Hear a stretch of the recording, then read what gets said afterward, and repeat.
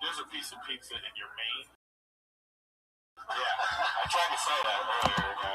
Sir. It was like, you know what I mean? I respect that you told me. I heard you all day. Yeah. Comments. By the way, every next comment, enjoy this pepperoni microphone. Yeah. But he held it low, so So it's gonna smell like dick. You know what I'm saying? Jonathan, how long you been doing? What's your love life like? nice. I'm married. Yeah. Really? Oh. Where's the ring at? Married with her?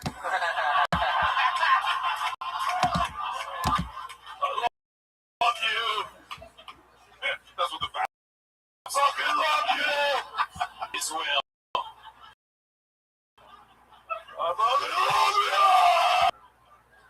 I didn't like him at first. I like him. I love it. We're building a relationship. No, when you sometimes a big character, this person's gonna suck in comedy.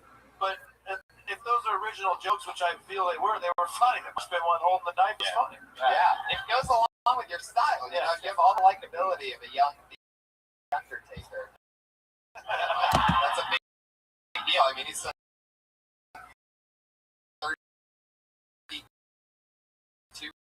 WrestleManias or something like that. I'm just glad you didn't.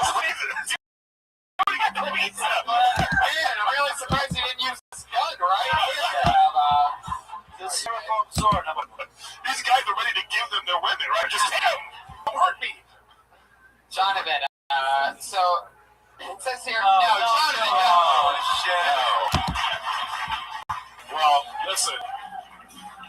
He practically split a movie on that one, so. That's a lot of spin. Yeah, so he should keep that one. Jonathan, yeah. Jonathan.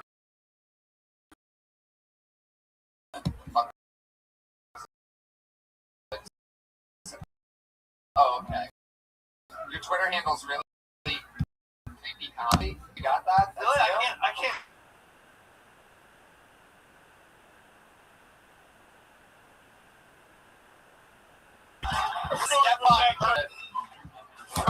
It was almost like when almost like you didn't know how to talk normal for a second. Like all of a sudden it was scary. So, you have any other gigs coming up? Where else can people find you other than through the bedroom window?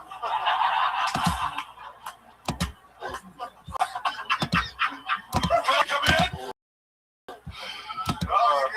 You got my website at kingdomcomedy.com. I'm in Tucson at the end of this month. I'm in Jail? 2 jail. months.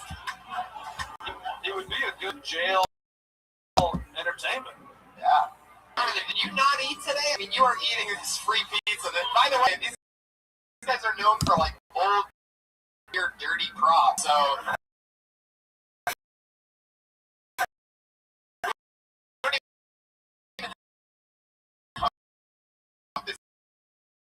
Pizza's from today. It's from. I saw them use a shark. Even the creepiest comic. Oh, wow, that was just so. Wow. Some meta, that one right there. Good for you. This is an elaborate scheme, and he's actually one of Jeff Dunham's stuff. You ever go to the Anderson's website? You can pay for the after hours, like $4.99 and extra per month. He has like webcams and stuff. Yeah, It's way worse than Jeff Dunham's website. Well, that's what we're watching now. sure. Jonathan, how come you don't have the ring if you're married? Where's the wife at? She's in Tucson? What does she do for work? She's a manager. Of a what? She manages boxers. I mean, you can't have a ring on this persona, which is ruin it. Oh, A okay. manager and a counselor? This is getting You're a not little... married. This is your fucking therapist. Yeah. Very close relationship. She's my counselor, and she manages when my next appointment is. So big. She works for a company. She deals with children just based on. She helps all of them. There's kids that don't have a home to go to, and my wife is there for them. Great. And when they come to your wife and they go, the scariest thing happened. This guy came up to me today screaming, asked me if I had any extra food in my lunchbox. Yeah, she sets up a table right outside of his shows, and people just see him and then go and register with her afterwards. That's my merch too. Love that. It seems like It's quick. Just get it. Regardless of all this, he's right in the pocket right now, so I can appreciate that. Absolutely. I can appreciate that. Yeah, totally. Jonathan, I love your fucking style, man. How much material like that do you think you have in that dark tone type of thing? Like, how much have you built? We get paid in Tucson. Yeah, that's true. So, 4.5 minutes. How long do you say you could do? I do 8 bucks. Headline. I can see. Well, there you go. Jonathan, it was very nice to meet you. You're a very cool guy. Follow him on Twitter, Creepy Comedy. Go to creepycomedy.com. Whoa, no touching, no touching. Oh, Jesus. Mike, what is your problem? You want to throw him? I shook his hand. Mike's throwing a cyst tonight. Shakes his hand, puts his arms around me for a hug. I shouldn't have brought up the story. Definitely. Yeah, well, he's an outlet closest. I'm fucking. Well, yeah, that's why I felt comfortable. I wasn't even saying anything. I was like, "You're gonna kill me first." You know? Just don't look him in the eye. I didn't look him in the eye once. He didn't even touch me once. That's how you do it. But listen, I understand why he didn't have his ring on. You can't have a ring with that persona. And he's got like conditioner in his hair. You know, and he's well taken care of. He's got like a Live Strong bracelet on. It's like, There you go.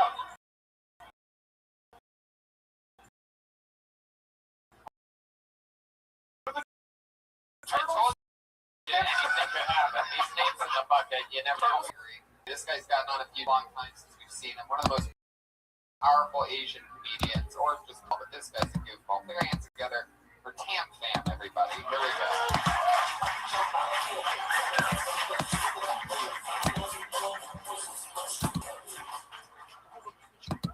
Hey.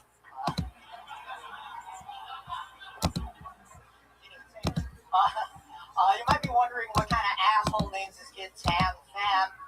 Well, my dad's first name is Van, his middle name is Van, so his full name is Van Fam.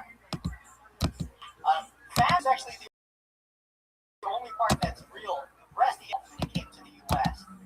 Personally, I would have supported him for that. I mean, he's such a strange name. If you screw up and you do something for yourself, you're going to screw up and do it for somebody else. That's why you never see Rihanna teaching self-defense class. There are a lot of problems with the name and Van Fam, but the thing I've always hated the most, that even though he loves movies like Time Cop and Bloodsport, he's never once referred to himself as Van Fam, the Van Dam Fan. Thanks, everybody. Fuck yeah. not racist at all.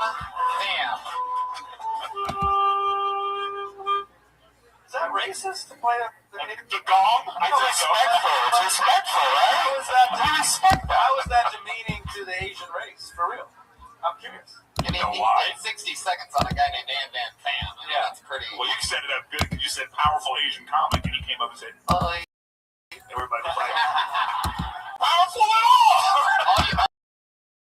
all you had to do was bow. That would have been Yeah, that's very fun. What did your dad do? How did he get over here? Vietnamese, right? Vietnamese. How old is he?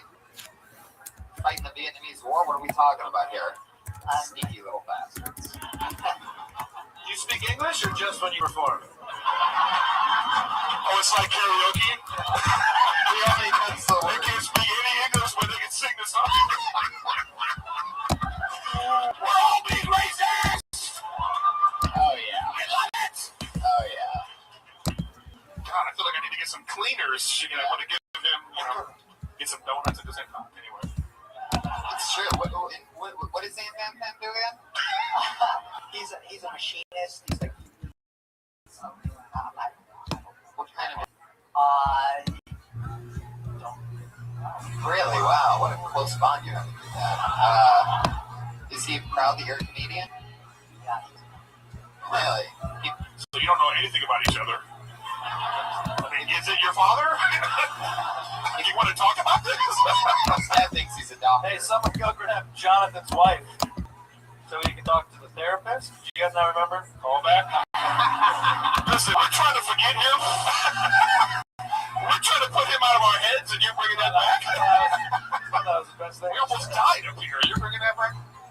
right back to Van Dam Chan. Thank you, man. Hey, man, now how long? You're one of the guys that's been doing this show forever. How long have you been on stand-up in LA now? 2 years. Right, 2 years. And How many moons is that? You talk a lot. Listen, Really? yeah, because You you talk pulled that deep out of his racial. curious. I like your hipster vibe right now. You know, skinny jeans and all that, and your jokes were very biting. So I think you're doing all right. You know, I think you should be powerful, like you said. Take command of the stage. But other than that, you know, I think you're comfortable in your own skin, which is good. So, you know, I think you're doing all right. I liked him a lot. The only thing I didn't like was the Rihanna joke, but I love just because I feel like it's been done so much. And this is coming from a guy that just made a Jim Dunn joke 5 minutes ago. Yeah, So keep that in mind. But the hacky president over here.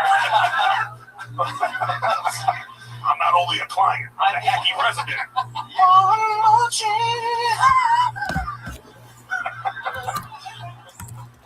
how much material do you have on just your name? My name? Or the name? Sorry. You know what I mean. On names and Tan fans who think you have let's that. just say On a he has scale a lot of fun. Yeah, That's his middle name. On a scale of 1 to Tam, how many like Tam jokes do you have? Damn, they're like fire over here, these two. Yeah. Like it's a, You're supposed to do that in Ninja Turtle, fucking, you know, characters. No, I'm sorry. I didn't actually mean to do it. you can't say. Can we have Tam move his mouth and Pat and I do the voice for Tam? Yeah, like a ventriloquist. Yeah, let's do that. it. Tam, you face forward and answer my next question. Are you ready? So, Should he throw a ninja star at the same time? the Ninja Turtle will probably catch it. He should have the sword, right? We're having a ninja off right now. Turtles versus whatever the fuck Tam Fam is. All right. Vietnamese eat turtle. Turtles versus Squirtle over here. Anyway, let's keep this show going. You know what I'm saying, All guys? right. No, take it like a man. Take it like a man. Take it like a turtle. Take it like a turtle. My boy, I stick with my boy. Oh, this is the part where they start defending each other. You want a piece of 2 men up here? Oh. But back to the question about your name thing. I mean, how long do you think? I mean, are you gonna keep doing that, or like, what do you want to talk about? I'm going to keep doing it. You see, ever since I was a little boy, I knew I had comedy that derived from my name. Oh my god. This is the greatest show on earth. Shouldn't he do them now? Yeah, You be a dumb white guy. Go. Yeah. Exactly. And you guys It's like 2 brains, 2 heads, 1 brain. It's fine. Jeremiah and Pat, what would you say how these are? Joe plays instruments. All right, now switch it back to us one more time. Oh, God. Team Sam, what do you think about what these guys had to say about you here tonight? No, we're not doing that anymore. Oh, you forgot. Okay, very good. Anyway, Tam, what do you do for work? How do you survive out here? I work at Trader Joe's. It's unbelievable. I feel so bad for people who don't actually watch this podcast. The camera's so far away tonight, too. But Tam Fam is doing an unbelievable itself. Can you answer to your question? I can't even deal with this right now. I can't even host the show and deal with this. You can see how good it was. Yeah, what? So where do you work?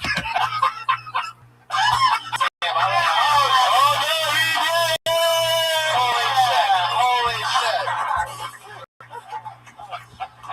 Well, the last time he's on. Yeah. I've been extra. Oh, wow. Extra. In what? Literally, you're Asian guy number 3. Like, literally. What have we seen you on? Teletubbies or Teletubbies, Nickelodeon, Disney, the Home and Garden Network. Damn.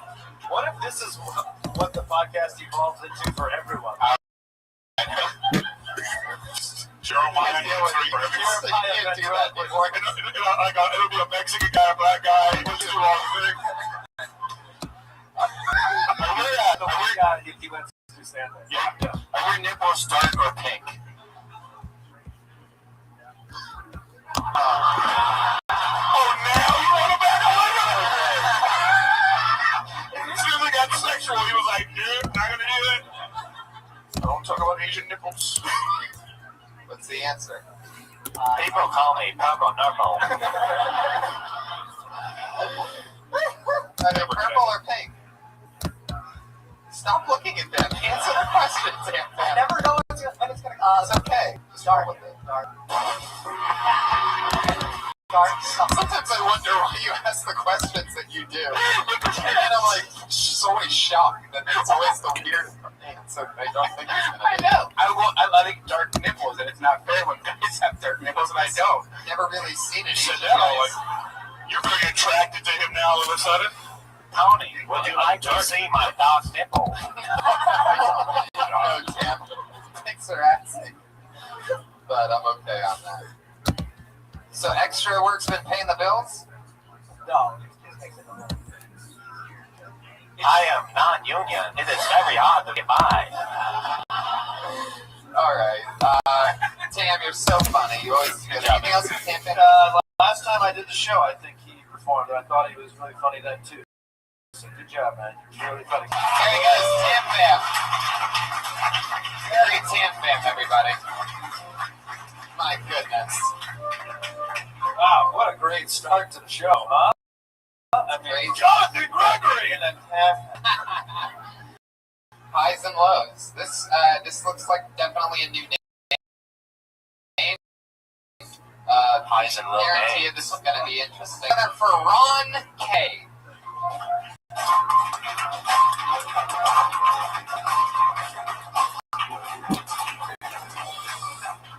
Ron K. I did see Oh, John. there he is. He just heard it. Go that way, that way, that way. This one's gonna be good. Ron K. himself used the disabled entrance.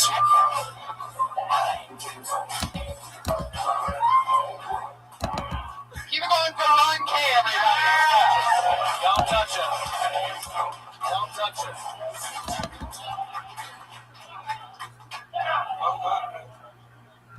I'm prepared. Well, I never did.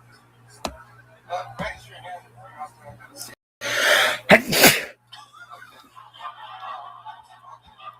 Wow. You know, I'm working from babies, you know.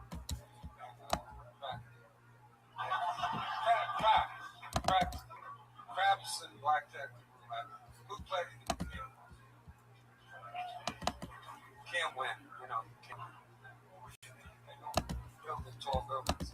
That's only slot machines in Vegas. You go to the airport, 20 slot machines. Go to 7-Eleven, slot machines. I went in the bathroom the other day because flushed the toilet. Now there's one of the poker machines. I got a royal flush. Oh, shit. Oh. That's a minute for Ron K. Wow. Stay up here, Ron. Please. You say you can't believe it, but you remember, did you forget that you signed up tonight? In between the whole thing? Microphone, Ron. The microphone, right? We know you had Ron. a couple drinks. We drove all the way here from Vegas. What was we? Ichabod. Ichabod.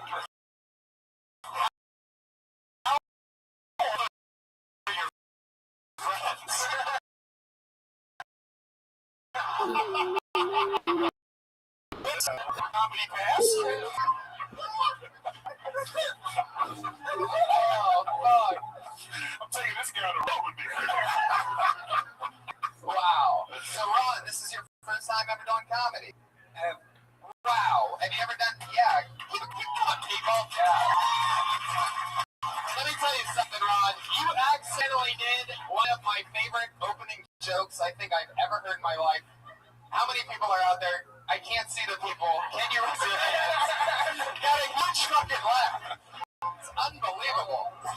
I had planned for about a year. Oh, you wrote these about a year ago. You wrote your minute well in advance. That's what. Then you walked here from You this. 5 seconds a month for the past. I like it. It was a little NASCAR-y right now because we were for the crash, but you stuck in there. Yeah. I gotta give it to you. This is hard for some people to come up here and speak in front of people, and It was incredible 60 seconds, and I'm just talking about your walk up to the stage. Uh-oh.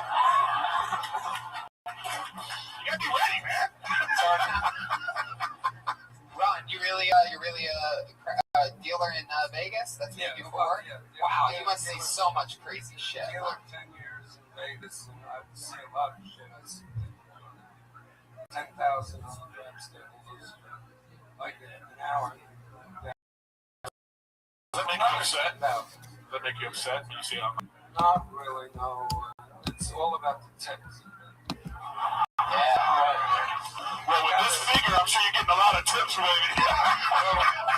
You know, I just know that Ron's house, he's in the bathroom, he's got one of those combs that's in like the blue liquid. Oh, yeah. You know what I mean? He does, right?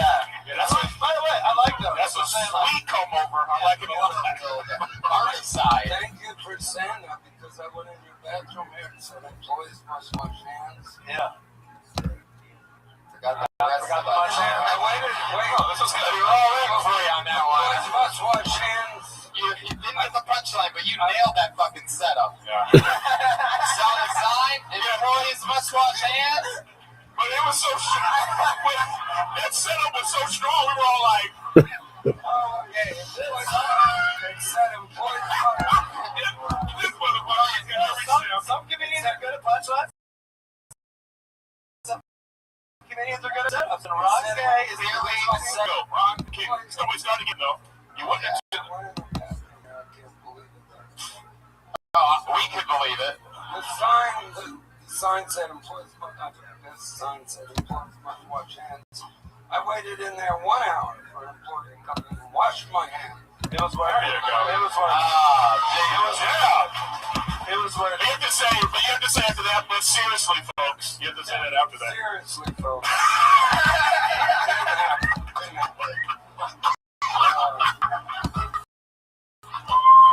Wow, I can't believe you have blue eyes. I saw you a couple weeks ago. Oh, wow. Thank you. Podcasts every week. Just when you think it wouldn't get any scarier than Jonathan Gregory, guys telling me he loves good blue eyes. It's true, a lot of people, okay there.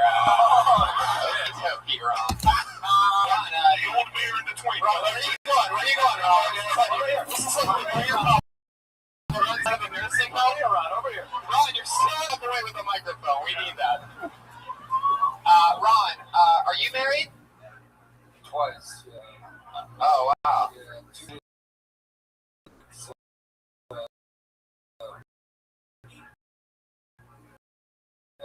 And one clearly.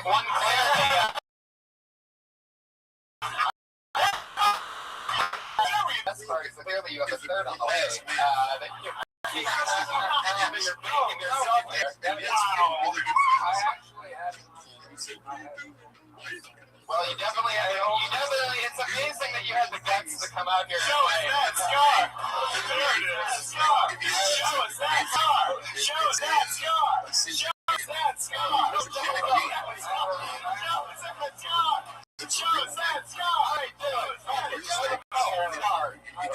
Show it. Yeah, show it. Show it.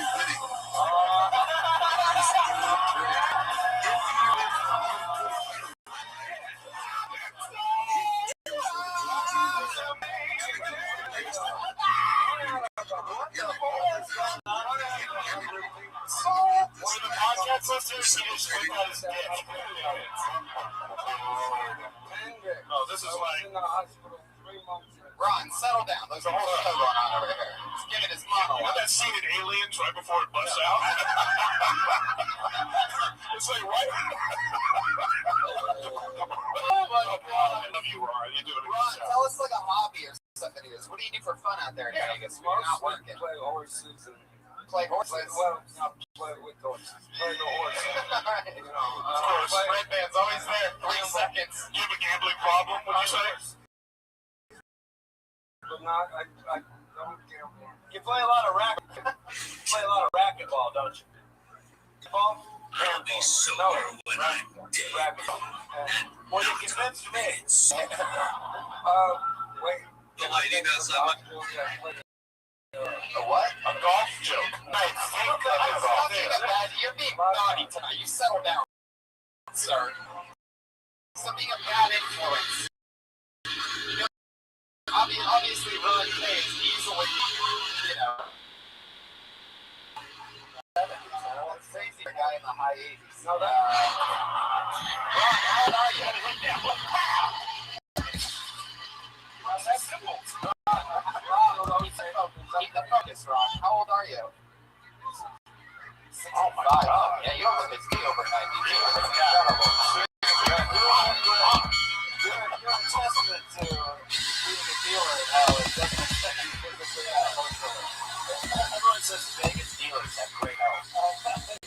It looks like it's been a really long time since you've taken a crack. I can't think of the best listeners. You're missing a really big pot belly if you haven't caught on to it. Is this cell phone going off? I can relate. Tony, it's the operation. I believe it. Yeah, it's the operation. Yeah. It's a hernia. Oh, that's a hernia? Yeah. Oh, man. That's like a India. It's a big one. Yeah, she's trying You have health care? Oh yeah, it's a man. Bill for the hospital, $300. When you turn 65, then you're able to get a supplement. My The Kill Tony fan base, well known for being very near 65, so, share the one. Bernie Sanders, ladies and gentlemen. $3. He still has a chance. He's not out of the race. This is the hashtag Bernia. Thank you. Come on. You gotta be Ron, do you ever jerk off to porn on the internet? Have you figured out the internet thing yet? You have the internet where you live? Jerk off. Do you have the internet? Do you have what? No. You got the question messed up, Ron. I didn't ask you if you've jerked off on the internet. like he has a run show. So, like, he thinks that the internet is like an actual solid thing. That he's once jerked He's off. got his own show where he jerks off. Hi, I'm on. I'm gonna jerk off on my hernia. But you brought, do you have the internet where you live? Yeah. No, I just got a cordless phone. Are we doing that again? When he jerks off, you just like sling your balls over your shoulder and just start jacking it. Ron, over here, buddy. So with this internet you have at home, do you ever look at porn on the internet? Sometimes. No, you never do. No. You still look at the magazine. Every time I try to do that, it's like, well, In a one-way language. just go down and, just. So what do you when you now that you're single, when you fantasize about something, how do you do it? With a magazine, a book? Do you draw it? Every Sunday morning. My telephone. You do it with the Oh, he's telephone. got porno on the telephone. You have phone sex. Okay, well, can we do something fun? Can we, you just close your eyes, pretend like you're on the phone, and we're going to call into a phone sex thing, and, how would you start with it? Okay, go ahead. That's not the right music for that, Brian. Here goes the ringtone. Hey, stud.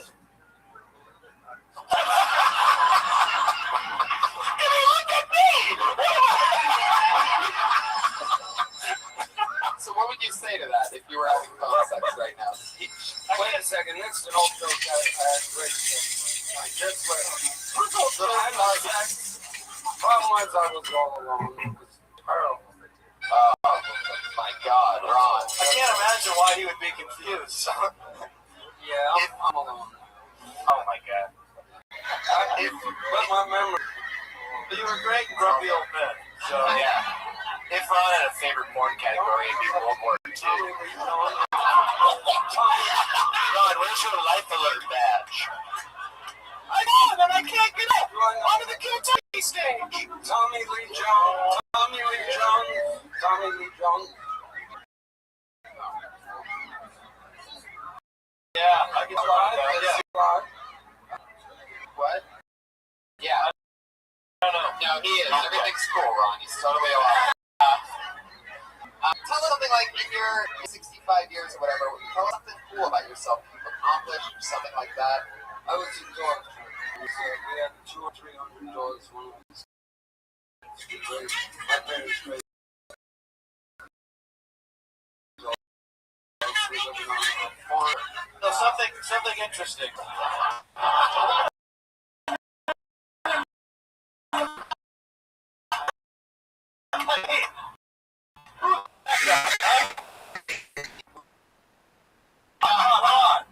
If I want to get a dog, what is Irish setter.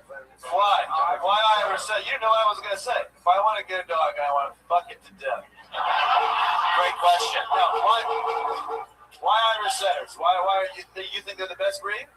Irish setter would be the best breed. They're well temperamental kids. He's not being kid. Yo, Ron. He just said you had a kid there, Casa. Yeah, I guess I have to have children. Well temperamental kids. Wait, what makes you think I have a bunch of kids? Or am I a kid to you? No.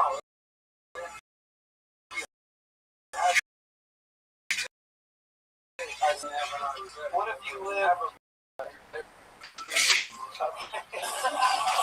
It's good to know. Irish setter, everybody. Yeah. Ron, what's the best possible name? I like for a dog. What's the best dog name? Well, our dog was named our first dog, Warren.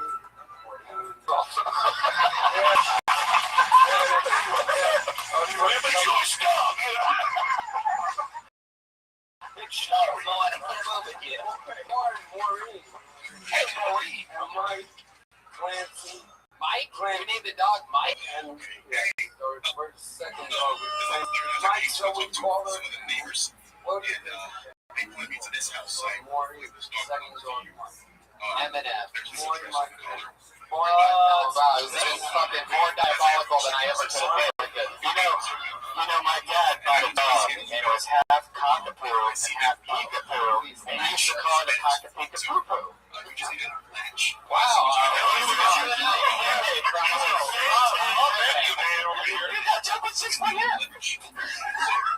What's the worst breed of a dog? Chihuahua. Chihuahua. Why? They'll never bite you.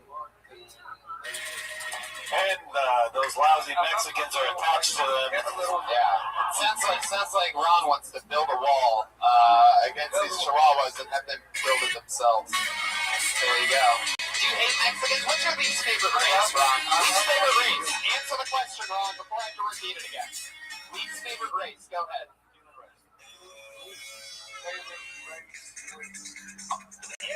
Please just say the Boston Marathon at this point. You know what? Forget it. I don't want an answer, Ron. I want an answer. Don't answer. Polish, I love Polish. Love the Polar. He really loves them. But they do. He loves them like in the way that Hitler did. You know what I mean? Like he wants to gather them all on chains. Somebody's Polish, right? Okay. Well, how many take a mic bulb out? They lost the formula. They don't have like, you know why? That's right. They lost the Yeah. Wow, Ron, the king of the setups, Ron K. It was so nice to meet you. Anything else for Ron? Congratulations on both your first and your last stand-up appearance of all time. Sorry about your. There you go. Louis BC, everybody. Louis BC. Thank you, Ron. Good luck with your health care, man. Look, yeah. There you go. Geriatric Seinfeld. There he is. Yeah. I might. That's good.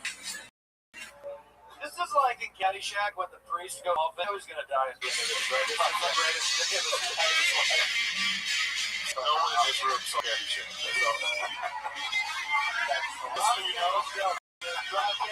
There he goes. Yeah, you don't have to. He's the only guy to be both on the guilty list and shitless list.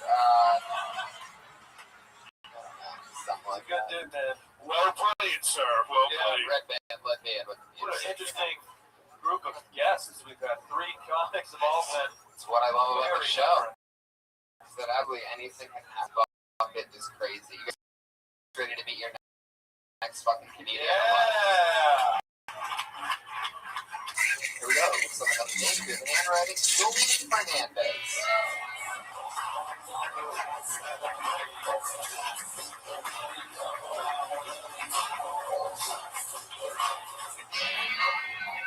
Want to get something out of the way? I'm not Native American. I'm not Hawaiian. I don't realize I have very small eyes. It's just it's very bright. I'm very high. You guys know I'm 100% Mexican, 100%. I know I don't really come off it. Really like skin, which is a big issue as a kid. I remember my brother and my sister used to try to convince me I was white and adopted. Funny now, I believe them 100%. And I remember running to my mom in tears, just crying. Mom, am I adopted? I'll never forget this moment. She started tearing up herself.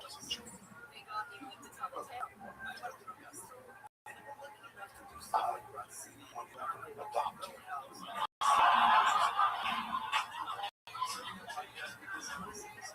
Fucked up, but I believe her. Big thing. I'm a weird Mexican. I hate tamales, which is a big sicker Mexican. It's kind of fucked up, yeah. It's like hearing an Asian person hates rice, or a black person hates chicken, or a white person hates privilege. It sounds weird. My name is Julian. Thank you very much. Oh yeah, Julian Fernandez. How's it going, buddy? Doing good. Yourself? You've been on this show before, right? Yes, I have. Once before? Yeah, with How did it, Jamar Neighbors and Mike Lawrence. how did it go that time? It was fun. I did some impressions. Oh yeah. Very good. Yeah, we all remember that clearly. Yeah. Yeah. I guess. Well, I just want to say, after all the nonsense that we just went through, I mean, for you to come up and just like get the crowd to be like, oh, he's gonna actually tell jokes and listen to you, I tested to what you're doing. So Yeah, good job. very hard. You know, it's hard to. Or Ron K. Yeah. By the way, especially while you're trying to drive to a destination. Yes. Sorry, no, I cut you off. I was just going to say, by the way, Ron, you sound asleep. Exhausted. Out like a light. Still waiting for one of those employees to wash his hands. Julian, how long have you been doing stand-up? You took it to the 1940s. I was like, Yeah. see, you gotta wash your hands. I didn't think that around today. Ever since the best ribbon started. Oh, can we order 2 tennis on wait staff? Why would he need 2 tennis balls? Put on the bottom of his walker. Oh. Yeah. On ice. You didn't have a walker though. Now back to the Mexican. That's which he was just about to say the race he didn't like. But anyway. Wow. You like doing racial humor?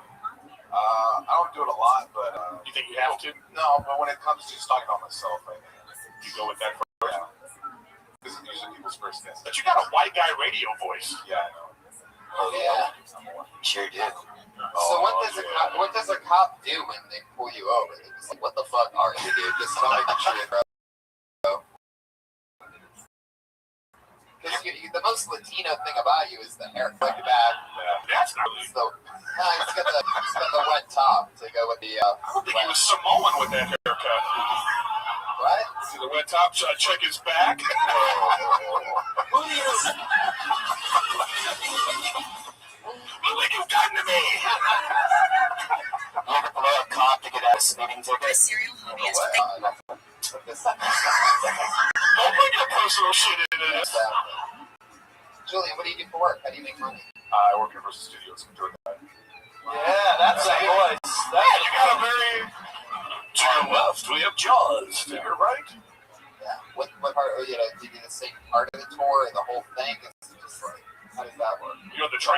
Yeah, tram. You make it funny? You make it funny? I try my best. Yeah. Can you give us an example of one of the jokes that you do on the tram? If you wish you're a winner, what's your Yeah. You got one you can't I'm win. on the train. You're like, here it comes, here it comes. We're on the train. We're on the train right now.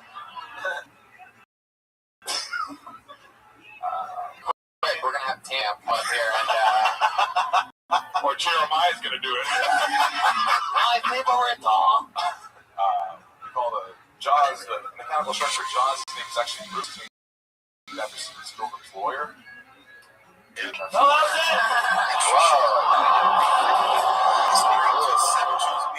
That's all you get, you non-paying pieces of garbage. That's usually the reaction he gets too. I think it's funny. I don't know. Is that your closer?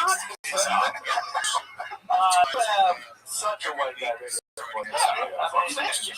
You should be talking about that up front. Yeah. Valeria, I would love to attend your quinceañera.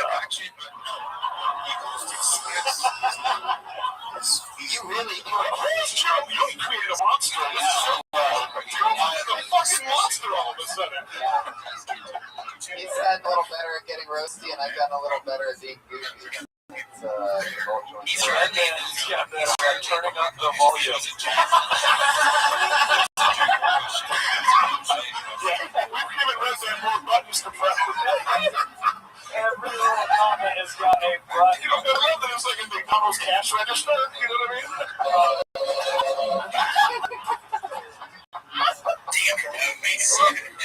Is that an app that's like 99 cents, or what is that like a hotel? That's free? Is that free? Yeah.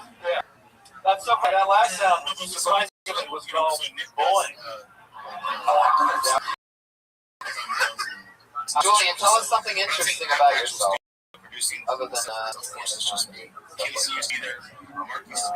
really do have shockingly tiny eyes. I mean, really. Are you high right now? No. Can you try your best to open them as wide as you can? Open your eyes. Your eyes. Open your eyes. You said it's your forehead is what it is. Let's have Ron K decide how pretty your eyes actually are. No, he only likes young white boys. That's much bluer than I thought they were. That's a lot of fodder for my nightmares. Man, look how he moseyed over to you. I'm gonna fuck you.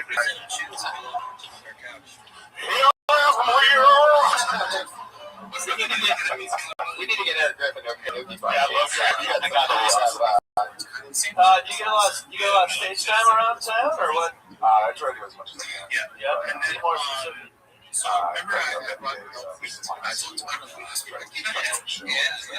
the open mic scene pretty good here in LA right now? Wow, we're not here.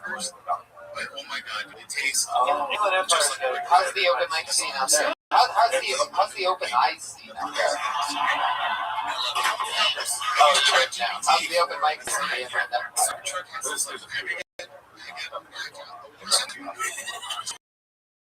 Your voice. Do you ever do a podcast or anything like that? Well, what's your podcast about? Is it called Tram Talk? Well, with this Tram Radio. Welcome to about everybody that comes on the tram. That'd be great. Welcome to Hookers on the Tram. I don't think I would call them trams anymore. Yeah. You get tips? I don't want those trams in my bathroom. Do they tip you? Yeah, do you get tips? Like, Really? What? Yeah. Can you ask for tips? I'm not allowed. Yeah, but do people ever see you pull out smelling salts and try to wake you up? I don't know about you. I always carry a couple smelling salts with me. Yeah, or if you're radiating. Why did you leave your house? You go, Like when you laugh, they go like all the way shut. You can't see shit when you laugh, huh? Like right now. I can see pretty much, like, it looks like I can't see anything by now. You're pretty good. that probably sucks at the DMV. Yeah. You see that baseball? How old are you, Julian? You are one of the funniest young sumo wrestlers we've ever had on the show. Your parents do work. My dad's dressing shorts and long. Really wants You look like Mexican copies over here. Yes, Andy's Mexican, so what can Brown do for you? You know what I mean? Thank you. Double pounds. Julian, I'm going to ask you the same question I asked on Facebook. Craziest things you've ever jerked off to on the internet? Craziest thing I've ever jerked off to? Yeah, well, I tried to ask Ron. We ended up finding out that he just has phone sex still. Ron said they sent you the porn on his phone. I used it. Or he doesn't like fuck himself. What's the phone? You know, a great app. The yellow pages is the internet. I like to put it on vibrate and sit it on the bench and it's in my bathtub. Should have said shower and I fucked that one up. Shower would have gotten 30% more relaxed usually. Anyway, yeah, it's a different picture. You know, bathtub, it's like, why would there be a bench? Shower, it's an old man thing. Anyway, Ron, how many times from your seat? How many times in the middle of the night do you average get up to go pee? Very good. Very good. By the way, we get it for sure. So send a number 3. And probably took a number 1. All at the same time. Julian. All right, man. Well, several times. Anything else for Julian, though? Very fun. There he goes. Julian Fernandez, everybody. He's on Twitter. He's the first person other than Tam Comedy and Creepy Comedy on Twitter. He's JJF Comedy. Everybody has comedy in their Twitter handle, just to remind you. God, it was weird to talk to somebody I felt like a brain function. Yeah. It was like, I know, we were like, what's weird about this guy? We'll find something. You know it's weird when you see a guy that can't open his eyes and you're like, I'm the normal one.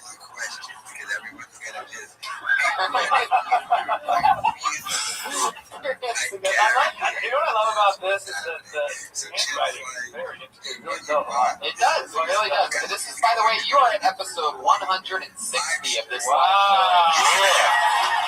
See, I've been in, it's sort of like a crazy control group, and you're totally right. The handwriting helps a lot. Like this one, sort of, I don't know. Either, we're going to see. This looks like a new name, though. Anything can happen, guys. 2 hands together for Jamie Alexis.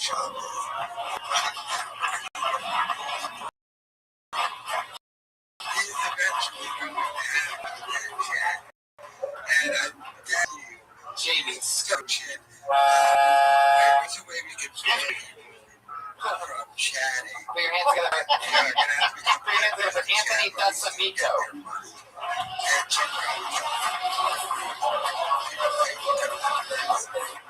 Cool.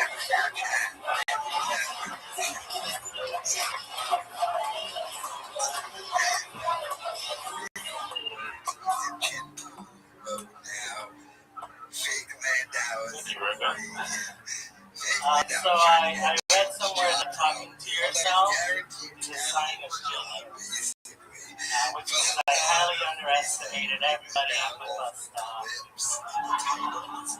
A bunch of philosophers in front of that stage.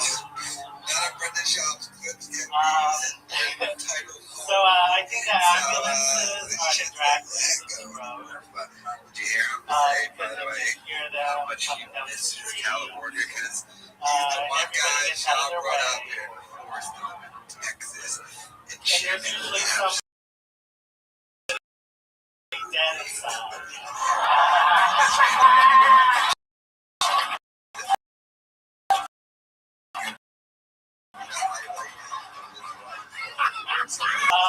It's weird because for a gay guy, I'm like morbidly obese. But for a lesbian, I'm right on point. Wow! Holy shit! It's one of those moments. That's what makes the show fun. You're a killer. Anthony Dasamito, everybody. Am I saying that right? Yes. Wow. I thought that was like same with the last guy, but you even did it even more so. You just came up and owned us. Yeah. That was fucking great. You made me laugh. genuinely laugh. Eric doesn't laugh. I don't laugh. Miller just laughed. So, What's your story? You've been on this 7 years. You're from Portland, Oregon. I've been doing it for 5 years. That was gonna be my first fucking guess, but I didn't guess it because the other guy was from fucking Arizona. I came here with Jonathan.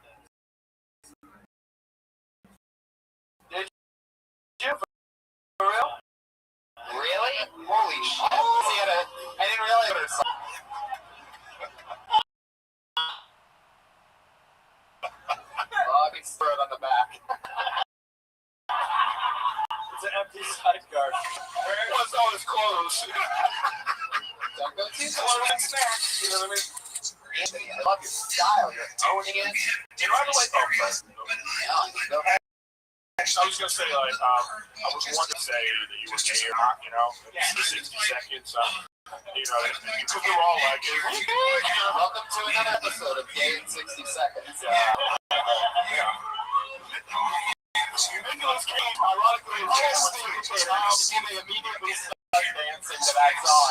It's the final cast. I don't know if you guys saw it. Fucking do the robot. You can't even help it. that's something you like go right. I mean, when you do a longer set, or do you like to talk about that right away? Is that something that you want to address? Because it's like an elephant in the room. Yeah, No offense. I addressed it right away. What was that? Thank you over there. Big gay elephant. Yeah, I addressed it right away. I usually start off by saying homo and stuff. That'll do it. That'll do it. Love it. When you own it, it's like that. I'm just curious. That's not actual real Spanish. Jeremiah was ready to use that in high school. He would have been just one. So good stuff. Sorry, how old is that Angela? This is the second time I do it. The second time you ever told that joke. Yeah. Oh, wow. Wow. Yeah, that is a killer joke. One thing I really liked about your comedy was how, in the first joke you told, talking to yourself, I thought it was really good how you tagged it up after with the same way. I think a lot of people, including myself, I'm a real person. You always forget to tag up a great joke. Like, if it's funny and it got laughs, you can get even more laughs by adding something at the end of it. You did a great job of that. How long have you been talking? 5 years. All right. You're almost, you feel comfortable with yourself now, and you're like, what subjects do you want to talk about? Like, I've been talking a lot. I grew up in Mexico. It sucks. Well, that's the point of the two Mexican guys don't talk Mexican at all, whatever that means. They do have chihuahuas, though. What do you do for work? I am a freelance video editor. We got a big video editor crew over here, Blake. any avenues or something like that? Final Cut Pro heads? What's going on, dudes? What's up? Is it mostly like solo scenes or like in the back of a car or? Freelance video. That's how you make. Yes, that, but not never been on work. The question was, how do you make your money? There's so much going on. He was tagging the joke, man. Like, he was doing that, right? So how do you make your money? I ran out kind of unemployed. I just moved out like 3 days. Wow. I think it's funny. He moved to LA 3 days ago. He wrote a joke about being genocide 2 days ago. Welcome to LA. I told his dad. You're in the right place. Fuck yeah. So, His dad's like in Korea, like Yeah, it's like twice the alcohol, it's super strong. probably a little different than the mangria that you down in tonight. It's not a bottle of cum. Even though it probably is about that thick and fucking long. This is not a bottle of, Jonathan Gregory's secret. it's just blood.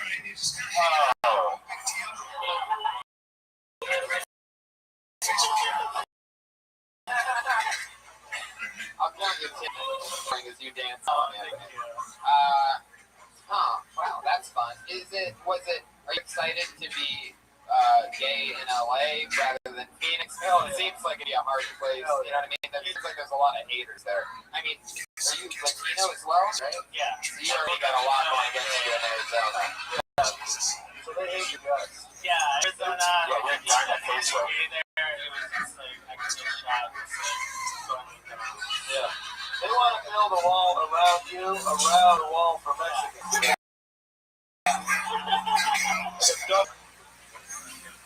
I'll break through it like too late now.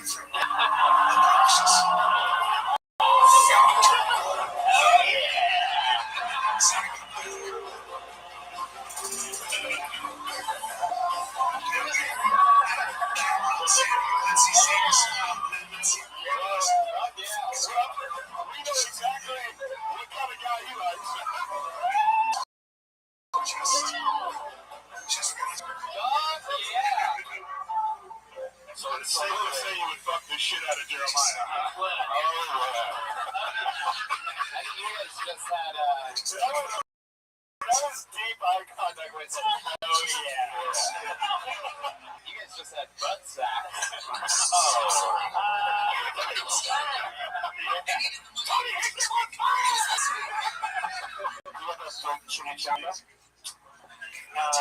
Just follow up butt sacks with that. Yeah, that's exactly what that actually happened. So Anthony, you just moved to LA. What part of town are you living in? Living Sounds like, oh, wow. Living I'm here. I'm living in a living room. So. Oh, you couch surfing out there. Yeah. That's just it. Yeah. When the other room. Did you find that on Craigslist? No, it's foul. Oh. Where's Jonathan? You and Jonathan are an interesting duo. Surreal, like fucking Rocky Bowling bullshit going on. I'm like sleeping right next to him. It's really good night, Jonathan. Fat Jonathan? Yeah. Oh my god. I did not sleep at all. That's like a great detective show on Fox. That is a funny TV show. That is a funny fucking TV show. I think we might have an idea now where Jonathan Gregory's wedding ring got lost at. And I poop it out later. Yeah. Anthony, I actually had a feeling you were going to say that. Red Pen just pressing the button. We just find an animal. Sometimes it's just too easy. What is Sonar? It's like if there was like something in the room, like a sword. That's how you find the ring. That's the ring. Yeah, it's Anthony trolling for dick. That's my Bonar. Anthony, have you met up with any?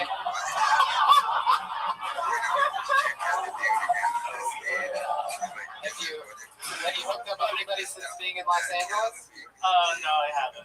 Except for Jonathan. Oh, I see what you did there. Say that too loud. He's probably going to hear you from whatever part of the city he's in right now. He's sharpening his machete. You guys, please save me. This is an opportunity to give me a place to live. Fuck yeah. You just need to dating a guy real quick, you know, just crash his hip. You can always sleep inside K's stomach if you want. Yeah, that's true. When Luke Skywalker's not sleeping in it, You're funny, dude. You make me laugh. Anthony, That's a Star Wars joke just slipped right by you. yeah, you know what I should have said? It's fucking, again, it's Leonardo. Leo and the Revenant. It's Leo sucked in Ron K's belly in the Revenant. No one's better. Even when they knew it was fucking coming. And everyone knows Leo's gay, so that would make sense. Is that true? Whoa, I did not know that. Leonardo the capital. So you know someone directly that has. I think he's open about it. He was not. Do you want to put him in his DiCaprio? Am I wrong? Was I missing? Son of a bitch. Trust me.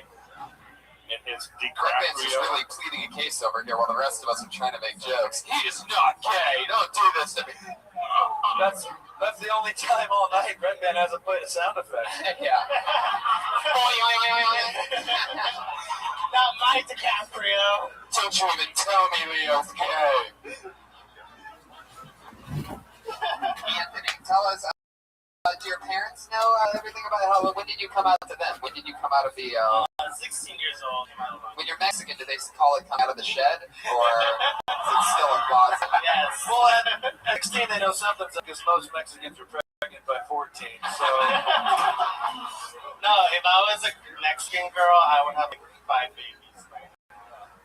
but you can't get a butt pregnant. Yeah. Why you sound excited about it? Why do you? Really great stuff, Anthony. You're a natural. Yeah. Incredible Very stuff. funny, good sport. Keep it up. There he goes. Anthony Decimito, everybody. He's on Twitter at Anthony Decimito. Funny guy. You gotta spell that. It's like Bill Burrito. Louis C.K. Sevilla? Anybody? Guys, Chimichanga. I'm a fucking machine. Anthony Decimito's on Twitter at Anthony Decimito, all one word, Desamito. All right. Look, we got tired. How can Why don't we put the regulars up, and then we'll go back to the bucket for one last bonus one at the end, so that not everybody leaves. Put your hands together for your first regular tonight. You know we're always nervous stylings are something to watch. Sometimes it's electric. Sometimes, we're one of the newest comedians in the world. A new minute every single week. Put your hands together for Melissa Esslinger, everybody.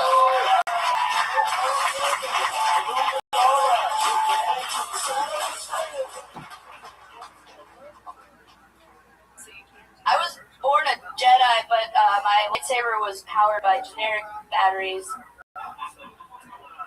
It's like I got a lightsaber on Christmas morning, and for whatever reason, even though they knew it needed to have batteries, they still had to get mad at me and go to 7-Eleven.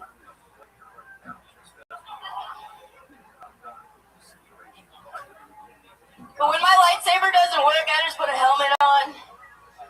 Because anybody wearing a helmet that's 26 years old, nobody's gonna fuck with you. I don't think there's one evil person in the world that wouldn't back off from a helmet on an adult.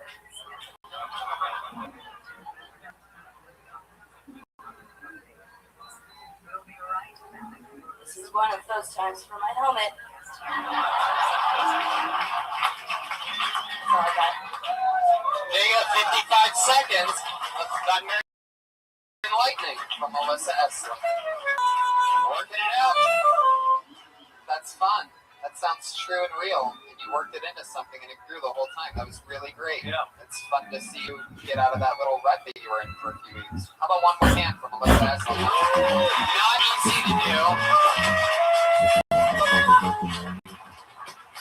It's fun. You got through it. It seemed like that really happened. You got a lightsaber when you were a kid, huh? No, but a lot of things that needed batteries. We never had Generic batteries. batteries. Yeah. You do seem like you actually own a helmet. Do you? Somewhere.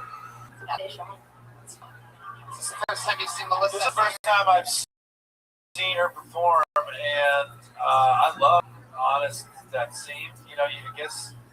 I guess it felt like that was a real thing, and whether it's true or not, if it felt like it was real, that's the point. Oh, totally. A lot of comics just tell jokes sometimes, and you don't really feel like a personal connection, but generic batteries is a great topic. It says a lot about you and your family.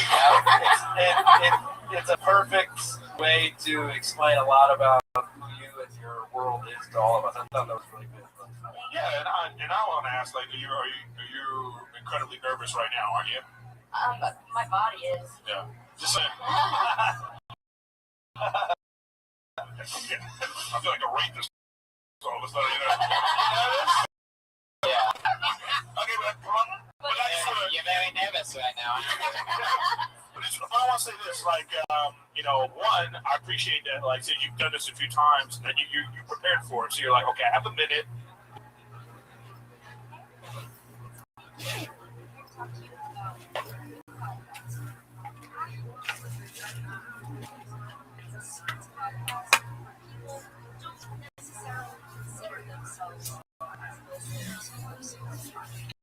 Rikatadana Elhina Malaka Alama Shikajana Chanetapa.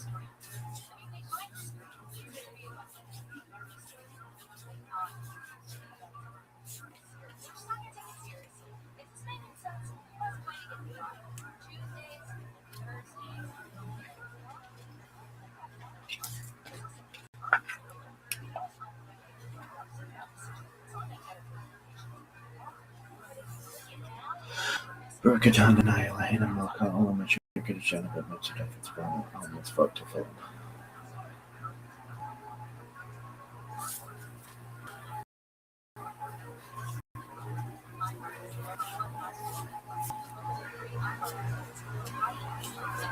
Urkshan Kabad totally on my bed. Urkshan Kabad totally on my bed.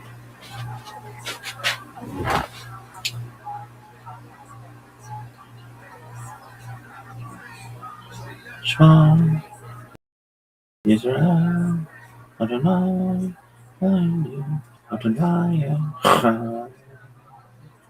Urkshan Kabad totally on my bed.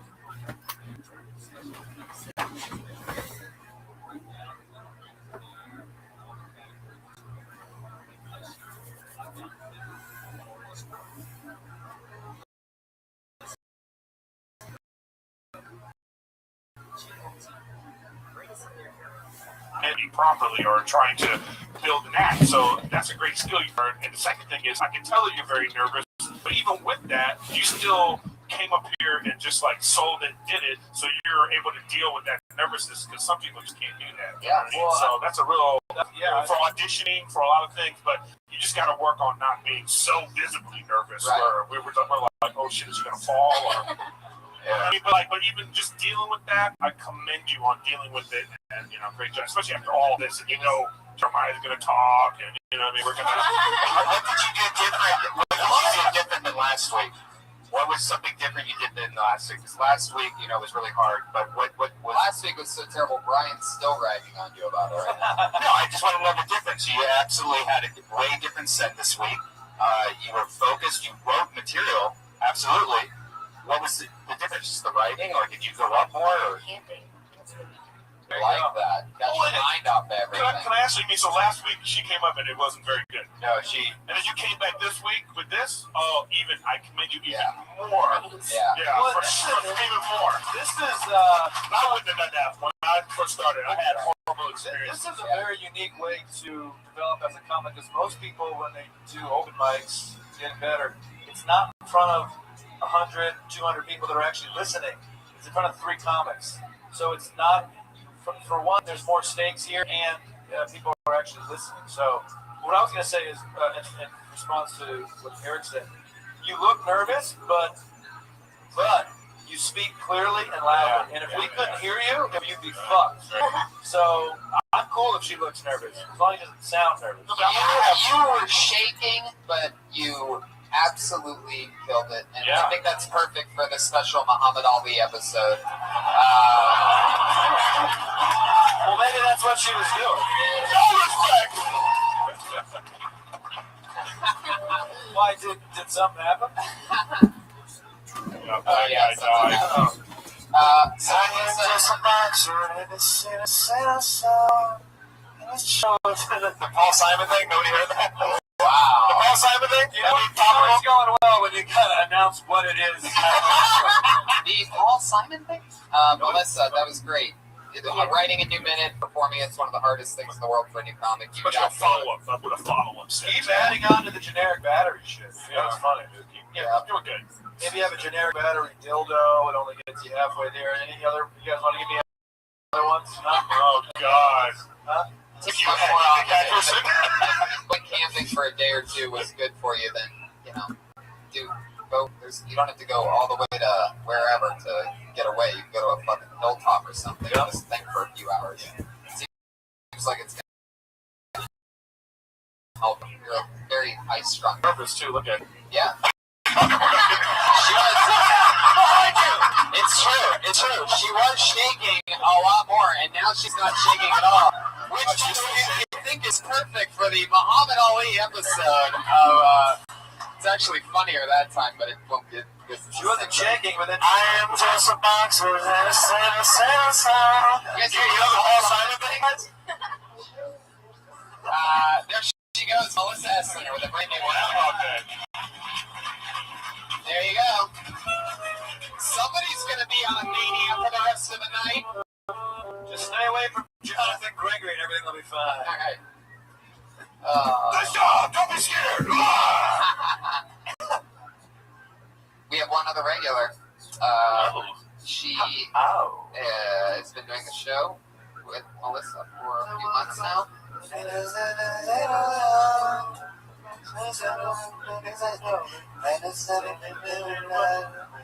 How far are you guys gonna go? If it doesn't work the first two times, let's double down on the third. We're going to get up with your next regular, Vanessa Johnston, ladies and gentlemen. Oh shit.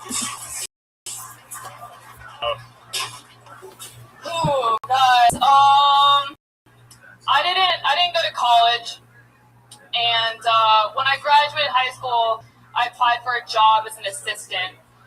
When I got to the interview, the guy was like, "So you're gonna be making coffee?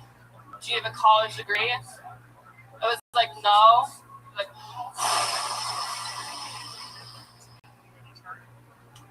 our coffee maker's really complicated.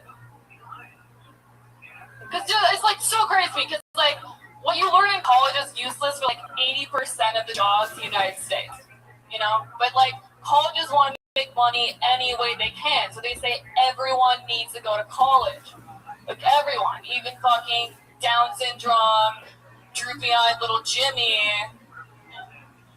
who can't even see the textbook. So that when he graduates, he can spend the rest of his life working at the arc light to pay it off.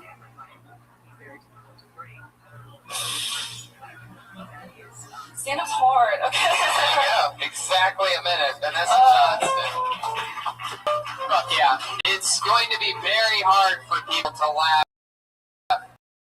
at a person making fun of Down syndrome. Maybe she tried this. Maybe she does this. I'm tagging it. It's going to help out. No, it's weird because originally it was longer and I had to shorten it to make it a minute because it was a minute 30. I didn't know until I was like right before and I was like, fuck. Right, like so, a Down syndrome, like the joke itself, you have to lose a chromosome or two, you No, yeah, I mean, it sounds mean, but like... This clip was on fire today, everybody.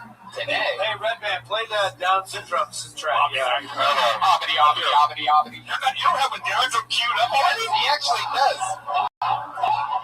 It's crazy. All right, that's pretty talented right there. Seriously, I mean, that's what you think of when you hear those, like, sea lions and you're at a hotel near the beach and you just get Don't do that. Don't rationalize the Down syndrome sound effect. Tony makes a great point. I mean, it's going to be hard. You're pretty pretty woman, it's gonna be hard for people to like you enough initially to let you make fun of a person with Down syndrome. I'm not saying you can't do it. I'm not saying you can't do it, but you need to. They need to like you first. No, I know, 100%. The problem was like the original bit was longer, so it was making fun of the colleges. These colleges offer degrees for people with special needs. Your voice, by the way, sounds like a 12-year-old boy from New York named like Joey, like a bully.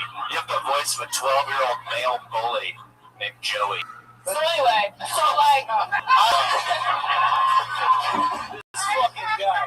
Dude, I don't know. She still gives me a cow boner. Oh shit! They're Just an hour and a half after the start of the show. It's called a call fact. Dude, come on, man. Don't be a cowabunga over here, dude. Wow. You're really beating a dead cowabunga over there. Well, I mean, I would say, like, in this instance right now, it's just one of those where you just go, well, that just didn't work out right now. Like, trying to explain, like, how you were going to make that funny is not, you know what I mean? It's like, whatever. Yeah. So I just think it's like one of those where you go, oh, this didn't work. I mean, you're always going to have to combat against what they're saying.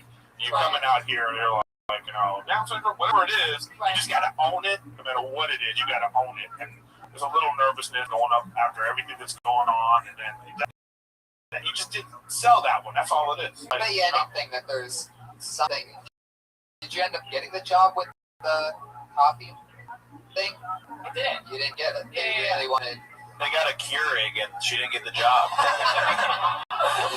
Cheryl, You know what? I am in love with you tonight. You know, it's funny that he says that because I was thinking that myself too. Like when you started saying that stuff, my first thought was like, I don't believe none of this. So then, like, now my brain just went someplace else, and then you're standing in front of me, so I'm like, trying not to look at your booty. You know what I mean? Well, it just becomes that, you know? No, but I'm saying, like, you gotta own whatever. You have to own these things, you know? It's just, I always find that it's hard for attractive girls to talk about whatever they're going to talk about. Like, if this was a guy up here, we wouldn't care if a guy was up here talking about Down syndrome people. It wouldn't be a fucking issue. We would just be like, oh, it's funny or not. So immediately, because it's, you know, pretty girl, we got to be like, well, hey, you can only talk about certain things. But that's just the reality of it. So I'm just saying, like, you just got to own this more. It's true. It's Tang 6. You know? It's true. Like Jim, Chris Farley falling on a table is a lot funnier than fucking Rob Lowe falling on a table. You know, it is the same. It's Not to me. Anyway, is that true? Is that true that there's degrees for kids with Down syndrome? Yeah, dude. Look, I know that not during the joke. No, I know. I think that is a hilarious, fascinating topic. You're gonna have to figure out how to navigate that. Yeah. But I didn't realize you get a bachelor's in finger painting. yeah. No, exactly. I saw like that. Like they were like alternative textbooks with like what, like Dr. Seuss, like you know. Yeah. They charge like $40,000. Fuck you, Rugged. Okay, bye. I think we just. It's a tough subject. I think we just. The part that was cut, right? It's a tough subject, and you know, look, every joke has a degree of difficulty, right? And as you get better and more skilled at stand-up comedy, I believe you can take higher degrees of difficulty. That is a high degree of difficulty. Absolutely. I'm not saying you can't do it, but you may want to put that on the back burner. You didn't Totally, just didn't do it. totally agree with that. But this is totally, you know, you're in one of those situations where you're on such an interesting path, having the right to perform a new minute every week in front of everybody. With that said, I've always looked at it like taking chances like that is like working out with ankle weights on, so that other jokes are going to be better by you taking those chances, and then who knows, you go back and you remember that you used to do like a half thing about that, and with your new weaponry, you might be able to knock that out of the park. Yes, and I will say this again. If you go up here and do this and it doesn't work, just go, I didn't work. You don't got to explain and you rationalize why it wasn't funny. You know, because we all say shit that's not funny. Yeah. Just go, well, what's All funny? the time. Like you've seen Eric on the show tonight. Yeah. Say, that didn't work. You know what I mean? It doesn't work. You know, but he's not going, you know, a minute ago I was going to say like this, and then I was going to like, you know, you don't have to do that. It's just, he didn't work, we move on. You know what I mean? Also, if you do work out with ankle weights, I recommend when you can. There's a lot of other people that use ankle weights up there as well. See, once again, jokes don't always work. You know? Okay, and if you like working out with ankle weights, Jonathan Gregory has some cement shoes that he'd love to strap on and take you on a little boat trip. Well, you know who does actually use ankle weights? Those fucking Down syndrome kids. Yeah. It's raining men! Hallelujah! Anywho, Vanessa Johnston. There we go. Another brand new minute from Vanessa Johnston. There she goes. What goes up? We did it. Must come down. Do we get paid for this? Yeah. Wait, one more to get started. I'm gonna put one more name on bucket. Is that cool with you guys? Yeah! It's Ron K. There's a whole Asian table over there. I didn't notice that. I think it's. I love this podcast because I stood up the second time after that terrible joke, and this man here goes, "Sit the fuck down." You will never fucking believe what name I just pulled out of this bucket. Shit. Jeremiah Watkins! Now, everybody, the seed was planted on the show earlier, and I cannot fucking believe that I get to say this right now for the first time ever on this show. Wow. Put your hands together for Ichabod. Yeah!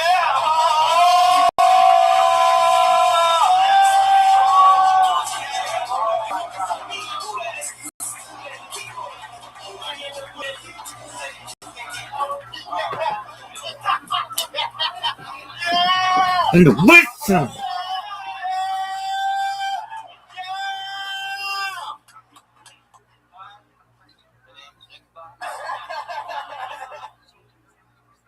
I like hookers.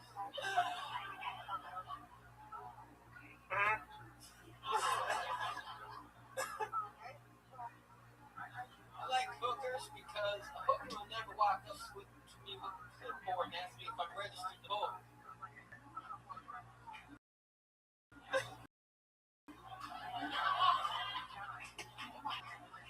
Can I talk about GMOs, genetically modified food? They make giant red tomatoes as big as my hand, giant watermelons with no seeds.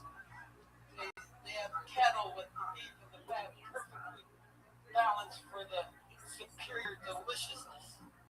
But I think they've gone too far with these boneless chickens. That's fucked up. Wow. Ichabod. How excited am I right now? Hey, Red Band. Now, Ichabod. You know it's red there. Kid Rock has really let himself go, huh? I mean, can I say the favorite part about this whole thing? Yeah, those jokes were written down. If you're gonna write it down, you better deliver it perfectly, because you got the words right fucking there. Hey, Tony, I have a question for Ichabod. Yes, Jeremiah. Is your mother's maiden name Gola?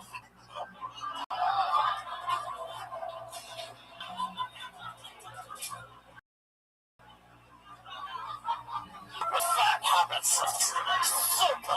Really long setup for this one. Oh,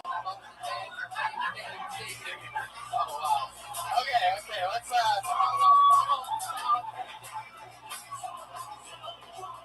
Okay, very good. There you go. That was the Bob with the Bob 45-second part of the show. Ichabod, what's your story? My name is Trickle.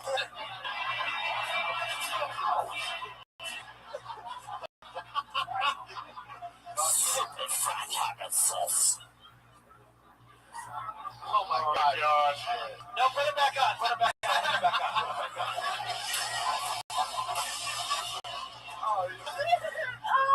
Ichabod, wow. He looks like a white vampire slayer switch. I don't know about you. I'm surprised this guy's friends with Ron K. Okay, Ichabod, here we go. What do you do for work? You definitely don't whistle for work, right?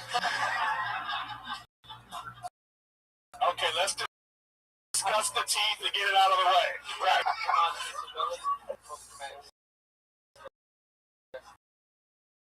Oh, stress. Well, yeah, you killed some of Tam Fam's relatives. Okie dokie. Are you a vet? Did you serve? No, I'm from Las Vegas. Okay. It's the same. Yeah, He's Las Vegas, Vietnam, same thing.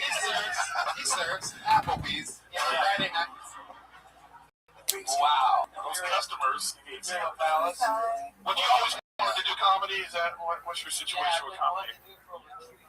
Oh, right. Ever since you stopped cutting out people's heads on horses, Ichabod's an interesting name. What's it been like going through life with a name like Ichabod?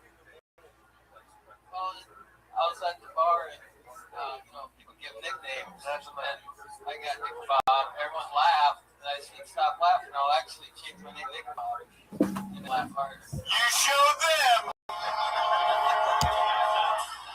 So not even on a dare, you just said to them, Ichabod, After a while, it just kind of stuck. So, what form of transportation did you have from Vegas? Did you guys what is this? Some kind of fucking leopard ride or something like that? yeah, That's for sure right now. My Uncle Ronnie came. So, I called all the ravens in the sky. Ron is your uncle. Yeah. Wow. So this was a family trip. right. Yeah. All in the family. That's cool, Ron Sally. came. You guys came here for this Kill Tony podcast. Yeah. That's fucking awesome. Yeah, some of the Kill Tony fans, I think, actually come here to kill Tony. And That's on the weapon they here. think that's what they're signing up for, and then they get stuck. That's fun. I love you. Can I ask you and Uncle Ronnie how you guys listen to podcasts? Yeah. I didn't know podcasts came over AM alerts. AM radio.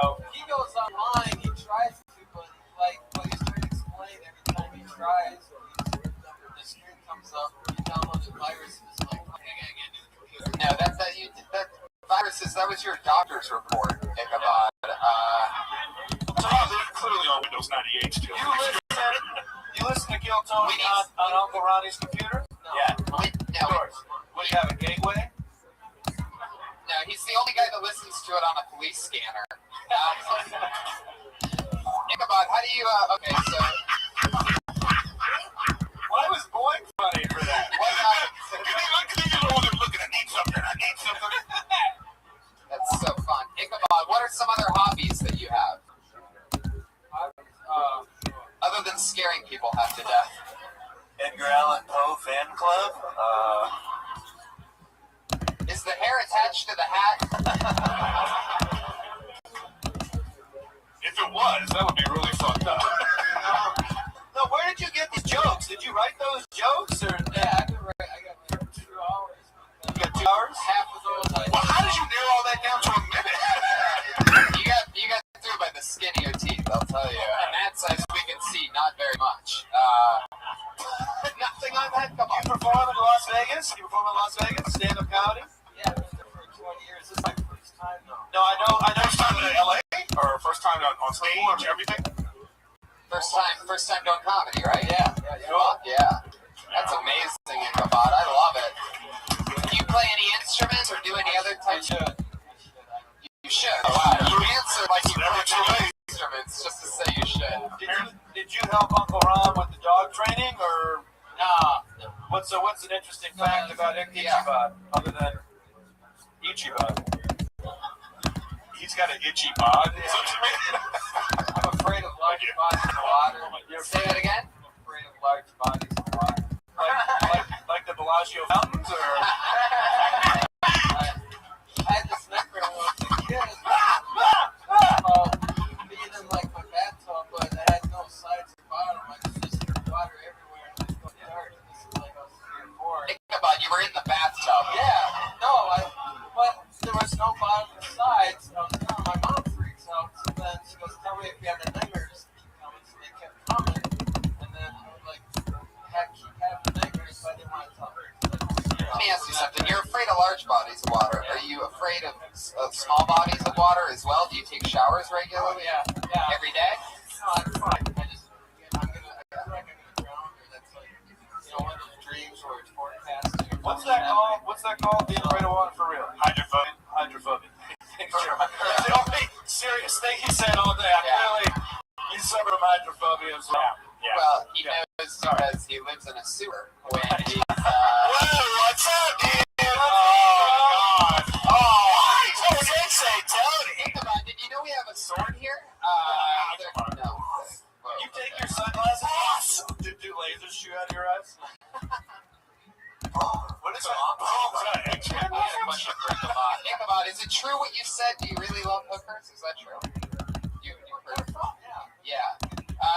Is there anything interesting that you make them do when you have one come over? You like try to pay them extra? Do they do anything freaky, or are you just like a blowjob, sex, missionary position kind of guy? Or And how much hooker money do you have on you right now? yeah. How much of Uncle Ron's hooker money did you spend? How much did Well, to kill them afterwards, you don't have to pay them. You know, guys. You learned it from Jonathan. Used to be what? Sorry? Oh. So you got a cop? You get demoted for what? Wait, you were a hooker's assistant? You went to Starbucks and got your lattes before she sucked. That's like, you're the pimp, and then the hooker, Yeah. and then the hooker has an assistant? All right, I ain't saying you to get slapped around for it. It looks like Ichabod took the majority of the slaps in this one. Yeah. I'm typing out. Can you finish sucking this dick for me? When was the last time you were with a hooker? 10 years. 10 years. Oh. Wow. Oh, you knew sex? What? You like feet? Are you a feet guy? What's your thing? What are you into with the ladies? Favorite part of the lady? Sometimes I get wild and introduce them to my mother. What's your favorite part of the female anatomy? Jagged teeth. What's your favorite part of the? I think his battery just ran out. I'm dying to get an answer. Like, something in my gut's telling me it's gonna be so good when he finally says it. What's your favorite? What's the most beautiful part of a woman to you? Good conversation.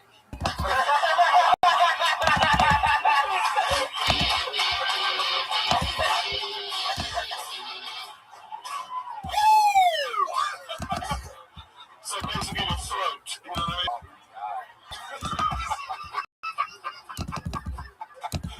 Good concentration conversation. What's the coolest thing you ever talked to a hooker about? Can we do a thing where you close your eyes and talk to a fake hooker right now in front of everybody? We have one that's over the loudspeakers willing to talk to you. Hey, stud. Hey, wait, the hooker's calling. This hooker cannot figure out how her phone works. It's an old school hooker, too. Yeah. Now she's at school? I thought he was in a firehouse. Is this first period of hooker school?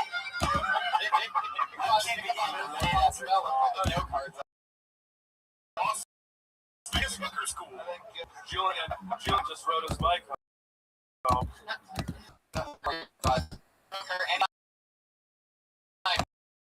Now, I have answered. this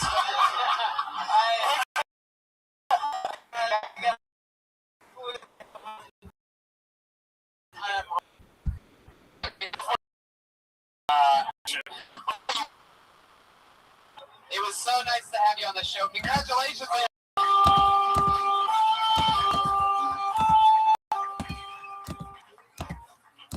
Wow.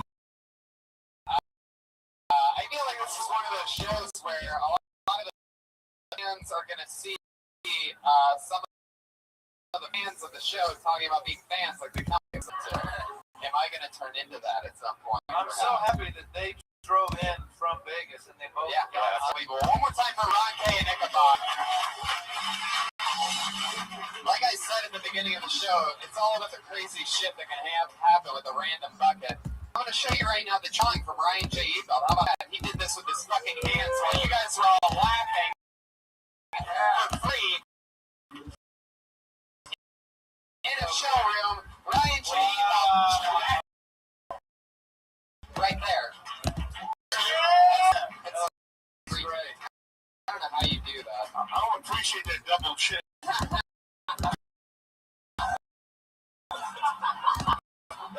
You mother. So, just drawn with. We did it. Where do we begin? Reagan and Watkins. Reagan has a new album. Jeremiah Watkins. At Jeremy Stand Up, at Patty Reagan, and Joel Jimenez is at Mostly Sorry on Twitter. Yes, Joel Jimenez. Hey, the man, the myth. Yes, Patty Reagan. It's up. The man, the myth, the legend. All of his. Don't tell your friends. Pat Reagan smells like shit. And what's one again? Other music. What?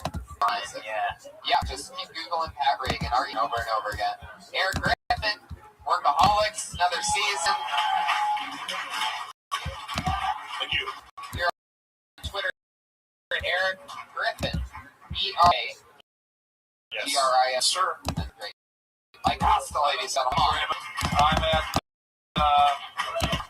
creepycomedy.com.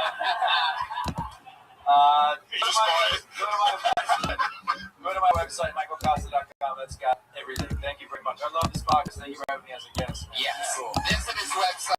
He's touring everywhere. We're touring everywhere. TonyHinchcliffe.com, DeathSquad.tv. Plain Red Band, Bring Us Home. Josh Martin, comic, runner-up producer. Denver this week. New York City next week. Audience, thank you.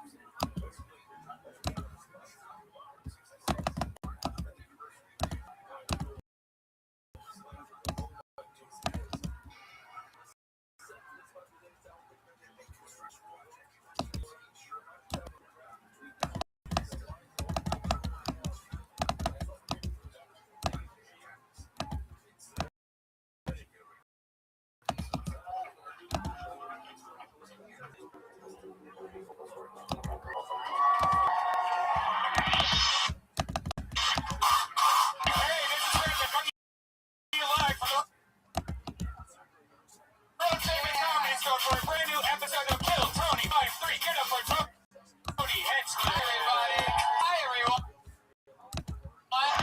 Oh, my goodness. I am so excited to be back with you. We're the #1 live podcast in the world. Yeah. Sometimes even I forget the #1 ranked live podcast in the world, and you are here at its home in the belly room, and every other week we're in the main room. But sometimes it's just more fun to play in a shoebox. You know what I mean? Just get all right on top of one another so you can get close to the action. What's up, Sluts? No one really knows for sure. Ellie by Ellie, D by Ellie King. But this is what we live by. 22nd of Saban, 5786, Sunday, June 7th. We've been doing this bitch 163 days.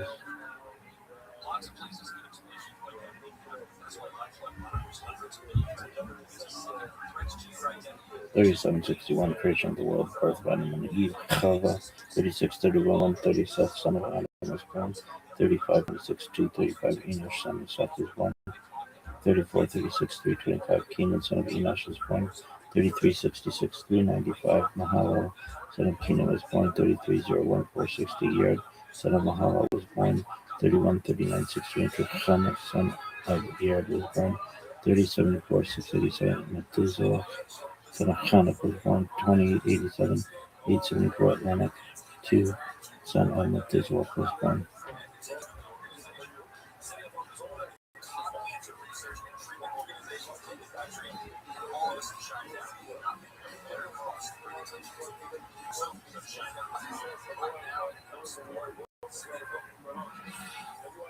My name is Whitney Allen, and I'm overdosed. My husband Ryan died. We never thought we would ever have these life insurance, but the unexpected happened. With Ethos, signing up was fast and 100%. Within 15 seconds, applying to it, I get same day coverage, no medical exams, and you can get up to $3 million worth of coverage. I'm grateful. Get your free quote at ethos.com/. That's ethos.com/.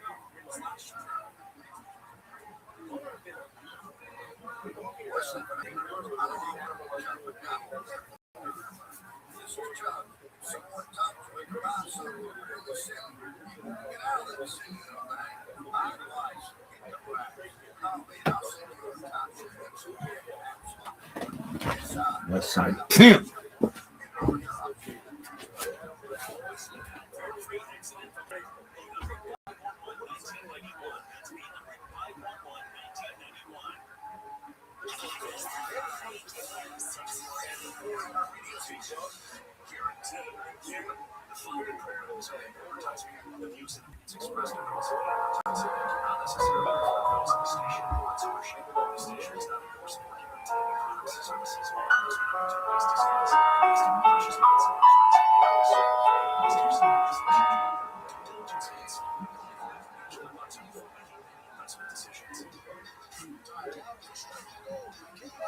I'm Dr. Justin Sledge, and welcome to Esoterica, where we explore the arcane in history, philosophy, and religion. One of the most difficult aspects in starting to study Jewish mysticism and Kabbalah is getting a handle on just how those ideas developed over time. It's tempting to think that, for instance, Kabbalah has just always existed in the form that we have it, or that Kabbalah is just one thing at all. Of course, neither of these positions is really tenable. Such notions developed greatly through the ages and are still developing. And there are now, and there have always been, numerous mutually exclusive schools of Jewish mysticism and Kabbalah. This class is meant to serve as an introduction to Jewish mysticism and Kabbalah from the point of view of its incredibly complex development, Badge sticking. from the prophets of ancient Israel into the rise of modern That's my Judaism woman. in the 18th century. That's some bitch Of who course, loves that this shit. series isn't meant to be exhaustive by any means, but only should serve as a springboard for deeper study and reflection, and hopefully it will also enable you to situate developments in Jewish mysticism and Kabbalah in their historical and cultural context, and hopefully embolden you to dive into the primary texts, which are admittedly as sublime as they are obscure. Let me express my gratitude to Congregation Tchia for allowing me to use these lectures to reach a larger audience here on Esoterica. If you want, you can find the entire series under the playlist Entering the Garden, an Introduction to Jewish Mysticism and Kabbalah. I'll be uploading them over the next few weeks, or if you find these episodes after autumn of 2021 and you want to watch the entire series, you can find them in that playlist. If you find this series on Kabbalah interesting, I'd hope you check out my other content on topics in esotericism, and perhaps consider supporting the production of free academic and scholarly topics in occultism and hermetic philosophy by joining my Patreon or perhaps with a one-time donation. You can find those links below, and I really appreciate your consideration. Now, let's enter the garden of Jewish mysticism and Kabbalah. Well, I want to say welcome back this evening to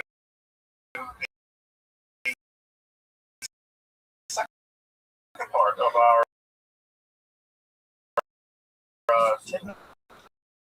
about last time, right? And we're still away from it's still way off in the distance. So we're still very much in the time period right around the turn of the Common Era.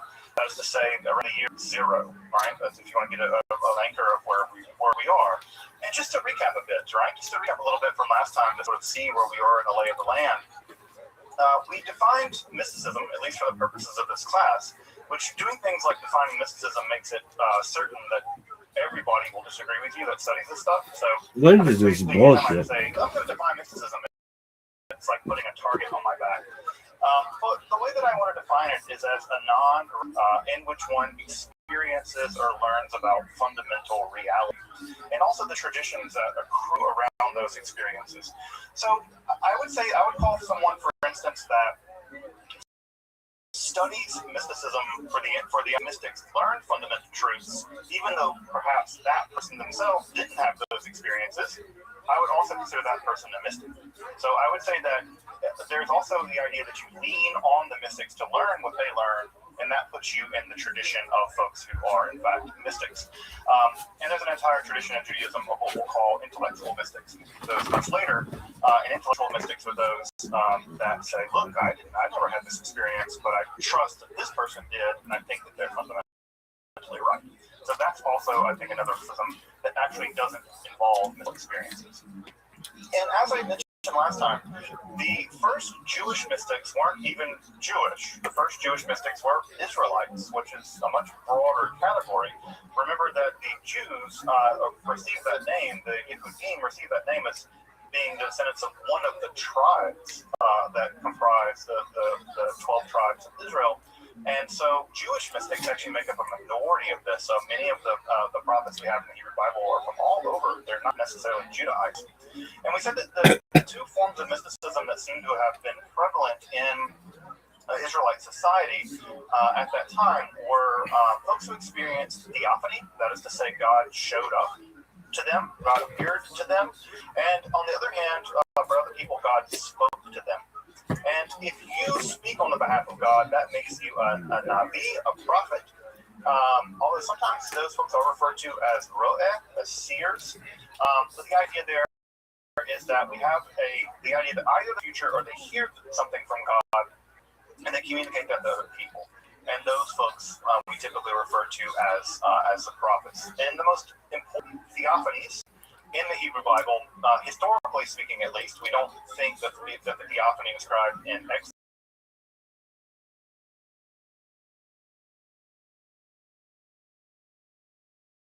information, not a historical one, but we are relatively confident, many scholars are relatively confident that the prophets Isaiah and Ezekiel did have some kind of phenomenological encounter. In that encounter, they recorded in the literature of the book of Isaiah and the book of Ezekiel, respectively. Now, the idea that, now you might be wondering, right, how can you say that Moses didn't exist? Well, it's not about whether he did or didn't, it's about what we have evidence for. And we just don't have evidence, really, to believe that happened. But we have pretty good evidence to believe that the experiences of Isaiah and Ezekiel were, in fact, recorded. And as we talked about last time, prophecy is very well attested all over the ancient Near East, with the weird exception of Egypt. Egypt is kind of prophet-free, which, all things being equal, sounds great. I wouldn't want to live anywhere. I don't want any prophets in my neighborhood. I don't want any guy walking down my street screaming at people because they're like, woe to the disbelievers, Yahweh's going to kill you all. I'm like, I'm going to call the cops on you again. So I don't want to live anywhere near prophets. And so Egypt seems like a pretty great place to be prophet-free.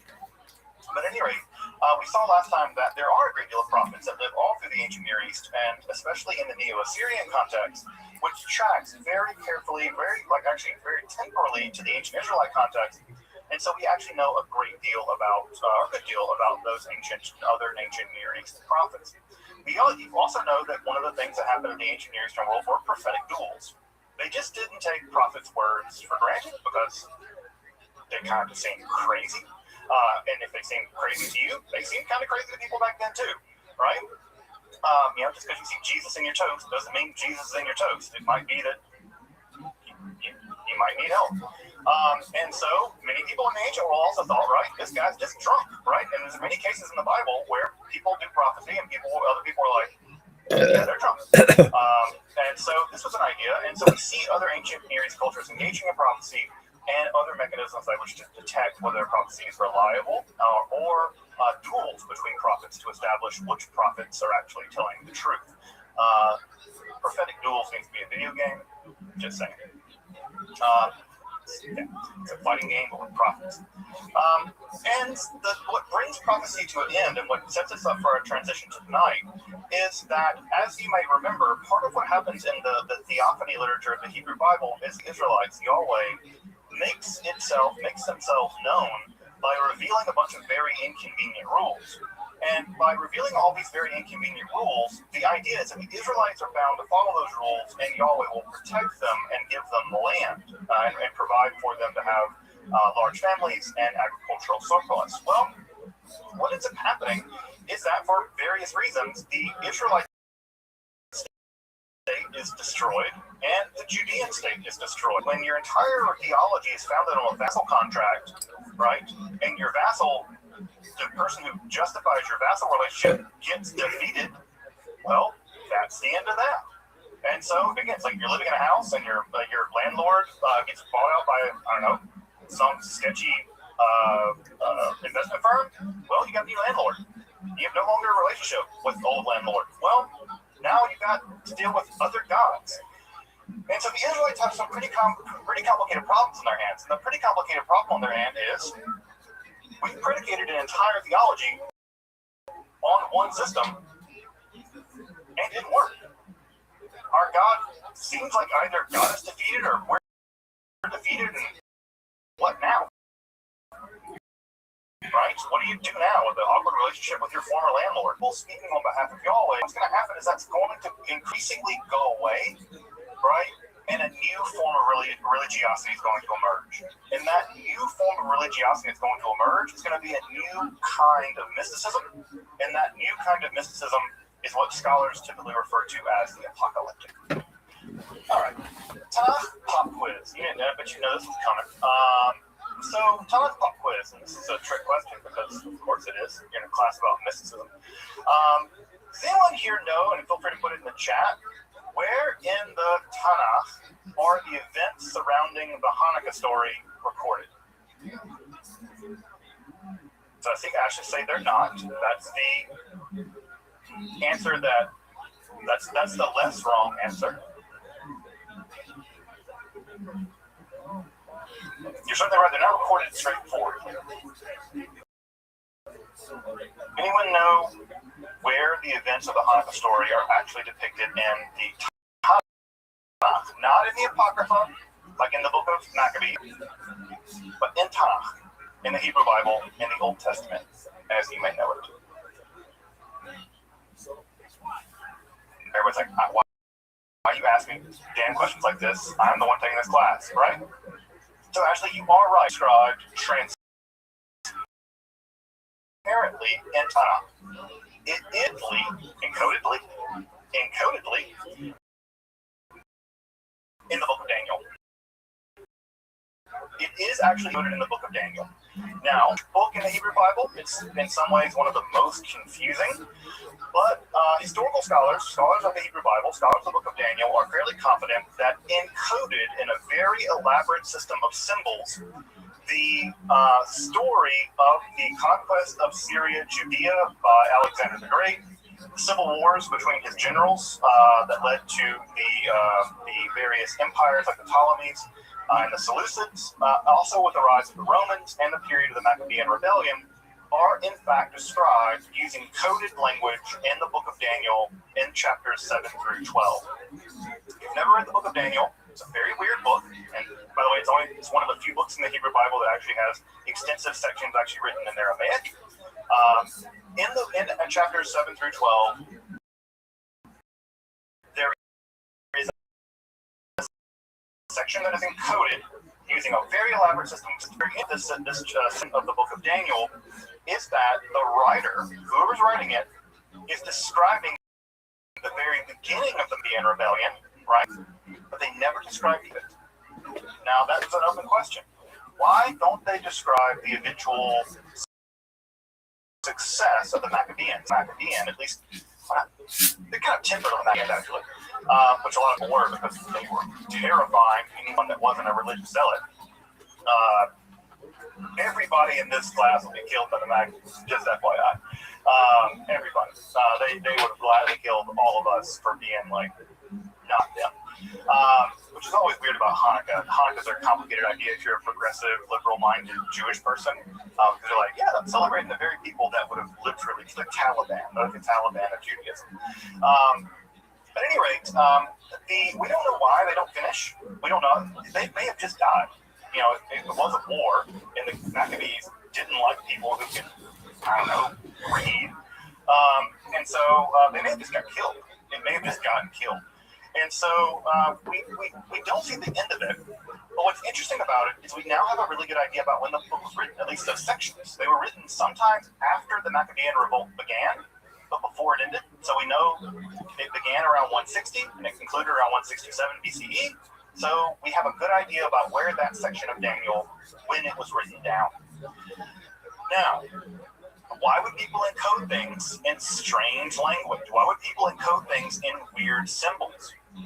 Well, because it's a new kind of literature emerging, a new kind of religiosity emerging in the aftermath of the demise of the prophetic period. And that new kind of religiosity is what we call apocalypticism. Also, by the way, describing current events as if they're taking place far in the future is what we call in the literature ex eventu prophecy. The vast majority of historical prophets did not predict the future. We'll talk more about the ones that tried and failed in a minute. But the vast majority of prophets who describe all kinds of weird things, and I'm sure folks have read some sections from the book of Daniel or the book of Revelation written by St. John, or Nostradamus, right? If folks have read Nostradamus, it's always weird stuff like an eagle. An eagle comes from the east and attacks the great bear, and the bear follows the sun, and the sun turns to blood, and you're like, what in the hell are you talking about? They're not describing the future. They're actually describing the present using encoded language, right? This is what we call ex eventu prophecy. They're describing things that have happened using codes. Why would they do that? Well, because it might be politically expedient to be a little cryptic. Because again, what is one of the things these people like to do? Criticize the standard order of things. And do you really want to be the person living in the Roman Empire being like, Romans suck and I hate them, God's going to kill them all soon? You want to publish that? You don't want to publish that because they'll crucify you for it. So what do you write? Well, the kid team, right, will arise from the sea and then blah, blah, blah, blah, blah, right? You encode it. And the encoding mechanism is part of the apocalyptic literature. So what isn't apocalyptic? That's the first thing we need to do. I know, right, that when most people hear the word apocalypticism, they're thinking end of the world. They're thinking all the crazy stuff happens at the end of the world. The Messiah's going to come, and there's going to be this and that, and the Battle of Gog and Magog, and there's going to be all this stuff that happens at the end of the world, the Battle of Megiddo, whatever. And so many people typically imagine that what apocalypticism is about the future, because the word apocalypticism has been filtered so heavily through Christianity, and Christianity does tend to think of the apocalypse as like something happening in the future, although early Christians thought it was going to happen pretty soon in their lifetime. Jesus kind of dragging his feet, but they really thought it was going to happen soon. But this idea that it's going to happen in the future is an idea really from Christianity that has sort of shadowed and flavored the way that we use this word. Most apocalyptic writers, most prophets for that matter, in the Hebrew Bible and the Jewish tradition, don't do much in the way of trying to predict the future. They just don't.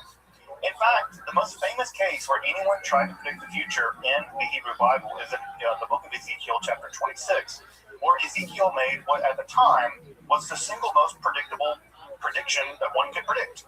That is, Nebuchadnezzar would destroy Tyre. Well, he predicted that because Nebuchadnezzar was destroying everything. Everything, right? It's just like predicting, right? It's like American imperialism will continue. Yep, it's going on, right? It's a completely normal thing to predict. And then they attacked Tyre, and it didn't work. Nebuchadnezzar was repulsed. And so Ezekiel himself actually has to come back later. He actually comes back in the same book and says, well, what I meant was, he has to reinterpret his own prophecy to explain the fact that he was wrong, even though it was a completely actually predictable thing. So making predictions, especially clear predictions, is a bad idea, right? Folks may know the very famous quote from Friedrich Nietzsche, right? It never hurts a prophet to be too vague, right? If you predict on Tuesday, March 22nd, 2029, that blah, blah, blah, blah, blah, well, your prophetic career rests on that.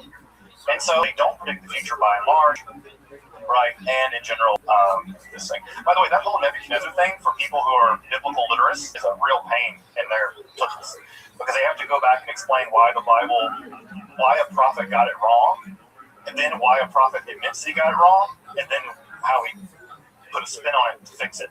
And then they further spin it to further fix it. And my favorite example is, yeah, it officially got conquered by Alexander the Great 400 years later. Somebody conquered it. So Ezekiel wasn't totally wrong. I'm like, really? That's the best you got? Okay. Most Jewish apocalyptic texts just don't have much interest in the end of the world. In fact, when they do describe the end of the world, they almost always lean on Hellenistic ideas. And those Hellenistic ideas, specifically the Stoic idea, was that basically God was going to trash everything at the end. That there was going to be some kind of global conflagration, that the world would be ended, would be destroyed by a giant fire. That was a very common idea in the ancient world. And so, in many ways, the predictions they do give about the end of the world are themselves just the popular ones. If you were to go to a Greek philosopher at the time and ask, what's going to happen at the end of the world? They say, the Logos, the fire, is going to consume the whole world. They're like, sounds reasonable. Basically, it's not even really, in some sense, a Jewish idea as it is a Hellenistic idea. It's a Greek idea.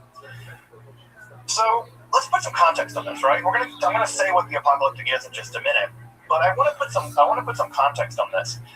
What you have to understand about the rise of the apocalyptic is a time period in which it emerged. The political and theological upheavals that lasted from roughly about 586 BCE, when Judea was destroyed, the last independent Jewish state was destroyed, all the way up to around 135 of the Common Era, where the last attempt at an independence movement on the behalf of the indigenous people of Judea, Jews, against the Romans, led by Bar Kokhba, was defeated, with hundreds of thousands of Jewish people being killed in the process. What's important to understand about this political and theological landscape is that there is a major breakdown, as I mentioned earlier, in the theology of the time. As I mentioned earlier, right, this entire theology is built on what is called theonomic theology, which again, the idea that Yahweh and Israel have a covenant, and that covenant works in the way that the Israelites perform religious duties and Yahweh gives them stuff, right? So that is the way it's supposed to work. The prophets, they themselves, was as sort of a voice for God, telling the Israelites, you're doing wrong, you're breaking the contract, and if you persist in this, God's going to punish you. God's going to break the contract. Well, after everything comes completely apart, beginning in the 8th century BCE, but by the 6th century BCE, the entire Judahite state is completely destroyed. There's just a serious problem. And the serious problem is, if the prophets were right, and if every single Judahite was massacred, well, that would have brought the prophecy to conclusion, right? You broke the treaty, and everyone's dead. Done.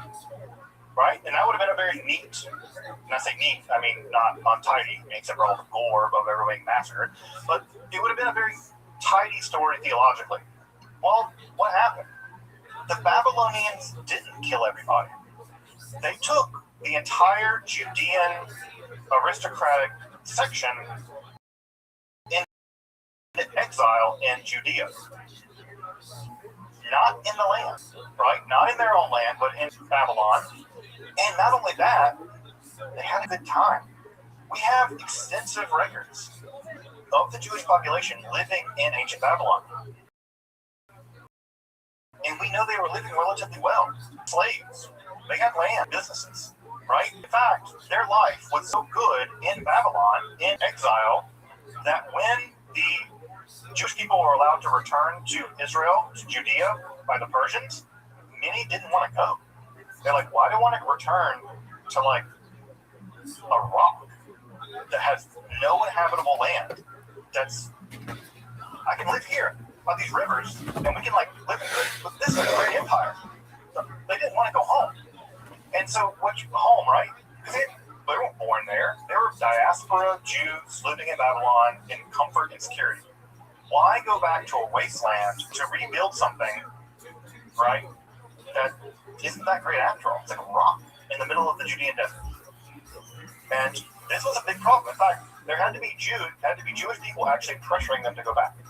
So again, when we talk about the Babylonian exile and weeping by the rivers of the Euphrates or whatever, a lot of those Jews were not weeping by those rivers.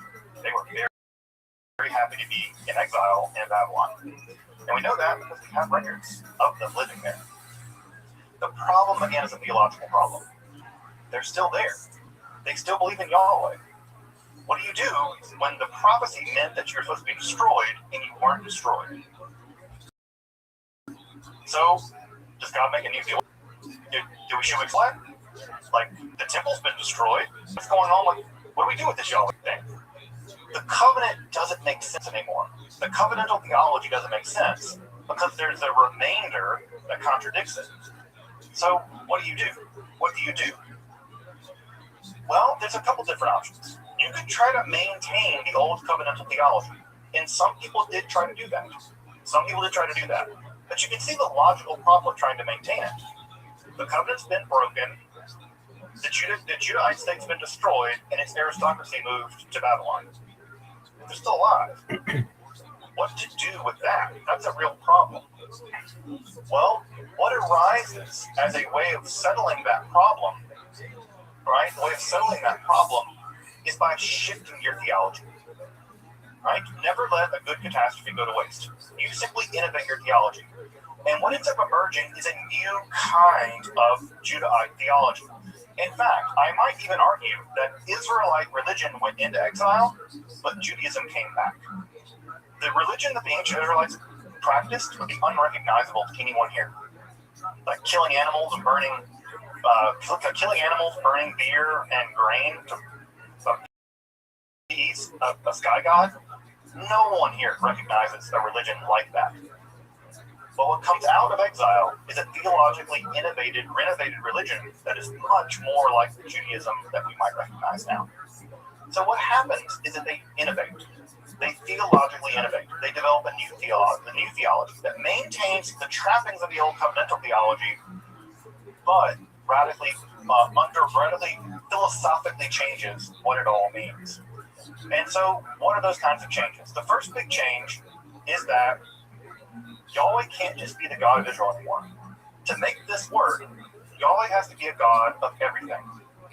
Not just God of Israel and what the other gods existing out there in the world, like this is what we call henotheism, right? Your God exists, my God exists, but my God can be of your God.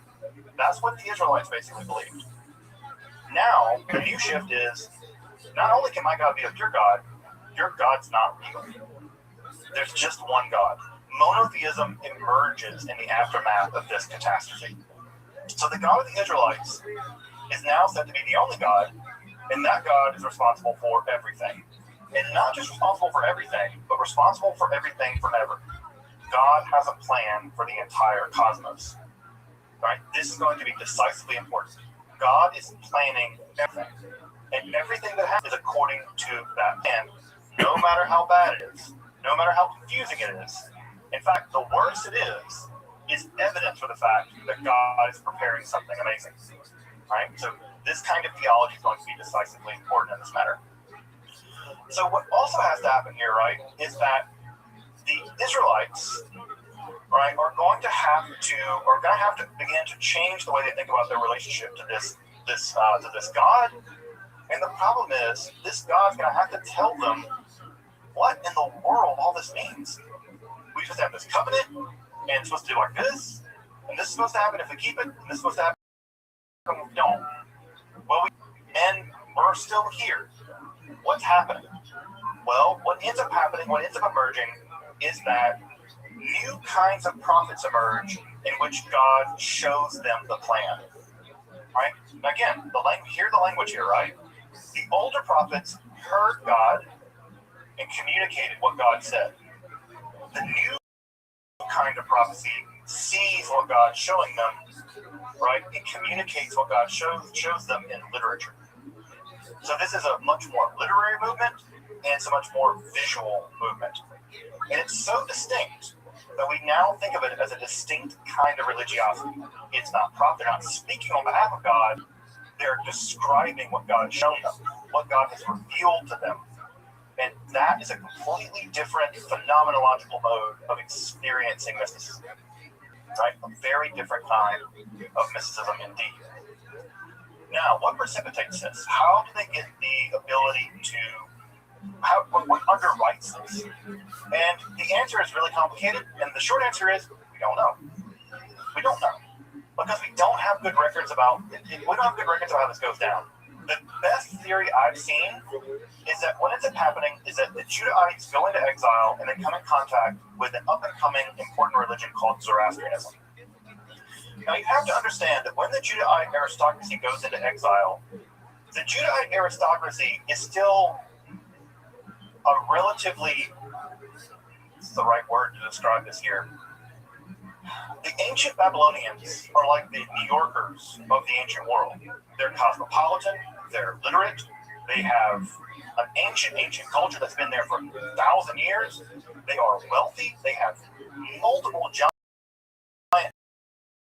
temples, each of which is larger than the Israelite temple. A metropolis on an order of magnitude that the ancient Judahites could not imagine.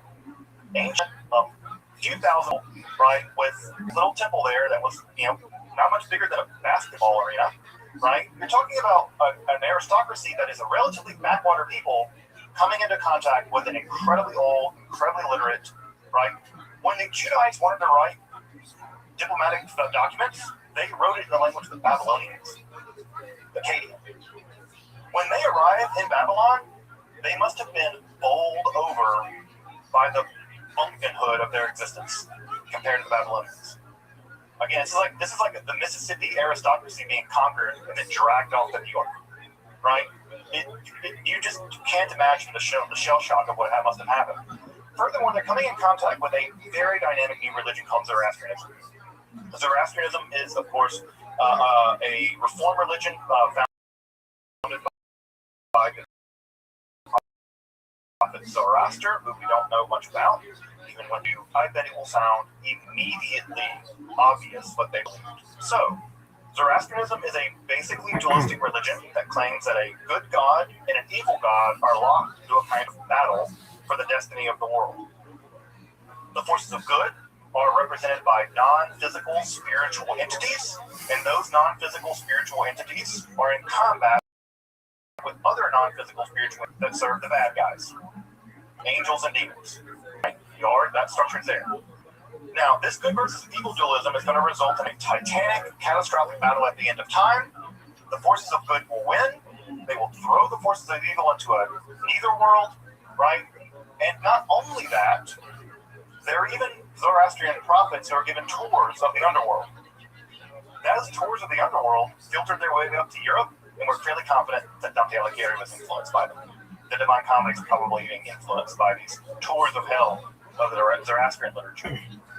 Now, near the end of the world, there's going to be a savior figure, Saoshan, who will lead the forces of good against the forces of evil, and at the end of time, everyone will be resurrected bodily, they will be judged, right? And there is a massive set of literature, right, being composed by Zoroaster, and the idea is that your relationship to scripture is more important in many ways than doing sacrifice, like sacrificing animals. Those priests, by the way, are called Magi. You may recognize them from the Bible, right? Those are the guys that show up to adore the baby Jesus. At any rate, that should all sound pretty familiar to most of us. If you take a little Judaism and add a little Zoroastrianism to it, shake it up in your cocktail shaker, pour it in a glass, you have all the ingredients for a great cocktail called Christianity, or Islam, or apocalyptic Judaism. Now again, many people detest the idea that Judaism could be influenced, informed, changed by non-Jewish, pagan people. I got news for you. When the Jewish people arrived in this area, they would have viewed the Zoroastrians as a completely intellectually superior group of people. And I can guarantee you they would have been influenced by them. So Zoroastrianism probably has a huge impact. And in fact, many ways, Zoroastrianism has a huge impact in world religions in general. It also has a huge impact in music. You may know Freddie Mercury, the lead singer of Queen. He was a Zoroastrian. So thank God for Zoroastrians. They produced the least Freddie Mercury among all things. So sadly, it's a threatened religion now. It's a very tiny religion, primarily located in Iran, America, and in Iraq, or in India rather. But they're not doing that great, unfortunately. They're pretty small. So we've now talked a little bit about the groundwork for apocalypticism. What is it, right? We call it a religious mode. And I use the word mode there for folks who have some background in philosophy, right? A mode of being. It's a way of doing religion. It's not a religion itself, but it's an articulation within a religion. It began to exist primarily in Judaism, but obviously it will persist into Christianity. In fact, Christianity is just in many ways, apocalyptic Judaism perfected. It's when, in fact, apocalypticism becomes the religion, right? It's when the shift completely goes over to one side, and the apocalyptic is what really matters, and Judaism becomes an adjunct riding on the tails of the apocalypticism.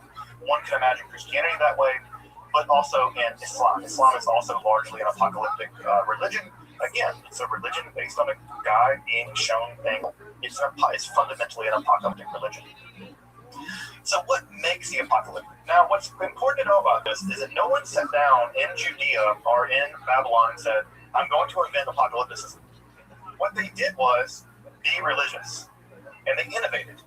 And the specific religious innovations that they developed, we now call apocalypticism, right? So it's very important to note here, this is a scholarly term applied to an ancient people. And it's always important to know that when you do that, when you apply a schema to ancient people, it never fits perfectly, right? Some things are left out, some things are left in, but it's such a stable kind of scheme that we do think that this is an important and decisive break with the prophetic religion of ancient Israel. So what makes apocalypticism? The first thing is what I mentioned here at the last, but I'll mention it first, because the last will be first. Is the name apocalypticism, right? It comes from the word apokalypsis in Greek, which means to reveal or to uncover. And what's important about this literature is that what tends to group it all together is the idea that God is revealing something fundamental to the person, to the apocalyptic prophet. God's not speaking to the apocalyptic prophet, telling them, go condemn,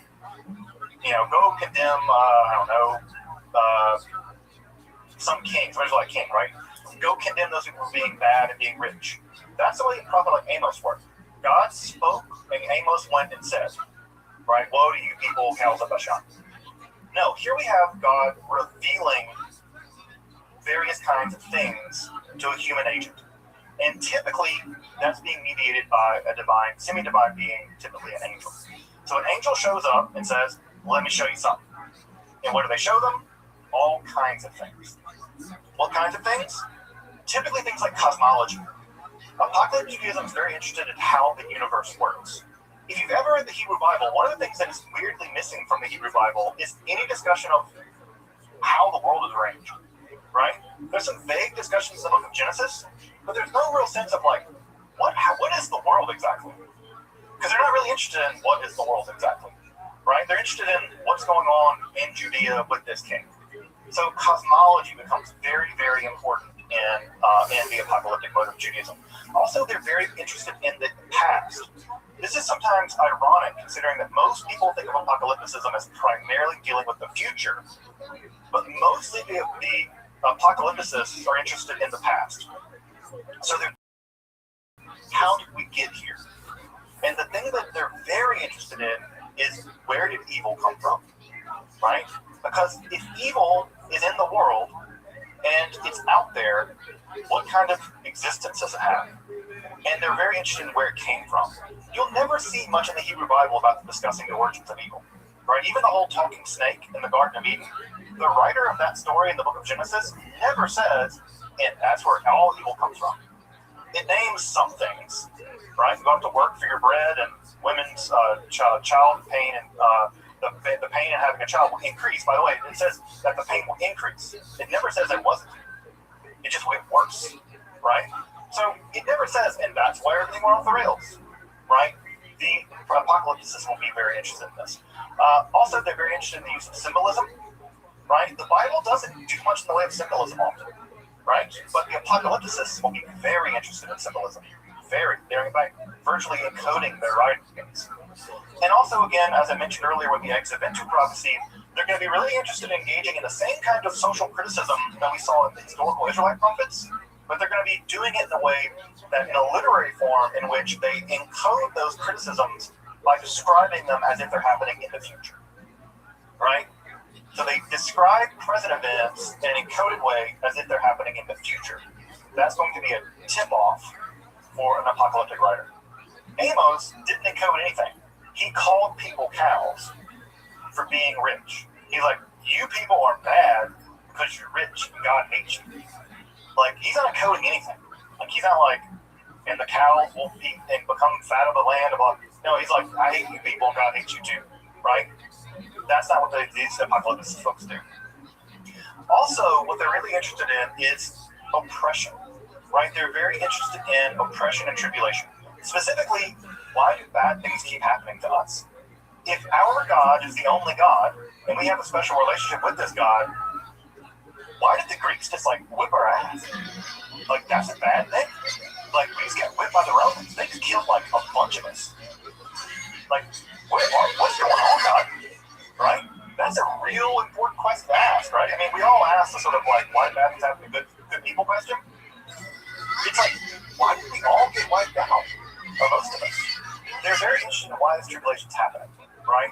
And again, I say tribulation. The idea is it's real bad for a while, but for the apocalypticists, God has a plan. And not only that, the apocalypticists claim to know the plan, right? They claim to know the plan. They're also at some level interested in the end of the world, right? Now, and I say end of the world, what they're really interested in is the righteous and the wicked being separated, and the righteous being rewarded, and the wicked being damned. There's no hint of that in Israelite religion. Everybody in Israelite religion went to the same underworld, Sheol. It doesn't matter if you're a good person or a bad person. You went to the same place and it sucked. Well, the apocalyptists say that's not fair. Bad people will get punished. This idea comes directly probably from Zoroastrianism, right? So bad people get punished and the good people will get rewarded. That's the extent, really, of how things are going to go down in the future. And of course, right, why does that make sense? Well, it makes sense because a lot of good people, or at least people they thought they were good, were suffering enormously under foreign occupation. They're also interested in otherworldly journeys, right? They'll go on journeys of the various realms of heaven, or they'll go on journeys to the various parts of the afterlife. It's very dualistic. That is to say, the world in apocalyptic literature is very starkly divided between the good guys and the bad guys, right? And the good guys are going to win, the bad guys are going to lose. You don't see that in Israelite religion. In Israelite religion, the prophets are, you're doing bad, but if you do good, God will not punish you.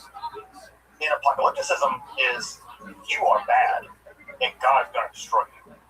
It's a much more dualistic world, which again, if you study history, in times of intense political crisis, right, dualism emerges. The good guys and the bad guys, right? Whether it's the bourgeoisie and the proletariat, right, or whether it's the sons of light versus the sons of darkness, polarize the world, and that's often how you describe. And again, I think Marxism is a kind of apocalypticism in many ways. He would hate that idea, but he can happily roll in his grave. Paying back for that anti-Semitism on the Jewish question. So anyway, right? Also, what's really important about apocalypticism is someone's going to fix all this, right? Because clearly, if you look at the time period being conquered by the Greeks, being conquered by the Romans, being massacred by various people, it's pretty clear that we're not going to be the ones to fix this. And so what do they say? There's going to be some kind of savior figure who's going to enter into history and fix all this. And that, of course, as it ferments a little while, becomes the fine wine of Messianism. That some person, or persons, by the way, early Messianism never agreed about how many it would be. Many people thought it would be 2 messiahs. And one of those would die, right? And another one would become a military general and win. So ancient Judaism was never clear about there being just one messiah. Many sections of Judaism actually believe there would be at least 2. So, right? Now the Christians fix that by like having him die and come back later. They're just waiting on that last part. So they kind of roll into one dude, which is pretty smart. Also, there's all kind of anti-messiah characters, right? If you have a good guy fighting for the good guys, you're going to have a bad guy fighting for the bad guys. That's the antichrist. And there are lots of different stories about the bad guys, right? Christianity really likes the bad guys too. And they make for good movies. The structure of heaven and hell is going to be a big part of the apocalyptic world. If they're going to describe to you where you're going to go when you die or when you get resurrected, they want you to know about it. And if there's really vivid depictions of the hellish worlds and the afterlife, it's pretty motivating. Like, I don't want to go there where they like boil you in excrement forever. That sounds bad. I don't want to go there. I'm going to be a good guy, right? So there are structures of the various hells, and they're also interested in the idea that behind the scenes of what's apparent to us, the world is actually being dominated by a vast majority of spiritual creatures. Typically, we now know them as angels and demons. And so, again, if you look at the Hebrew Bible, they're basically very little in terms of angels and demons. They kind of show up from time to time, right? But in the apocalyptic, they are everywhere. Angels and demons are literally all around you, engaging in titanic spiritual warfare for the destiny of the world, right? And every country has its own angel, right? Michael's the angel of this country, Gabriel's the angel of this country, country has their own demon, etc. The scale of things is also bigger. In Israelite literature, they kind of don't like the Egyptians, and they kind of don't like the Assyrians. But you never have a global analysis of the world, because they're kind of a parochial people. The apocalyptic writers are not parochial.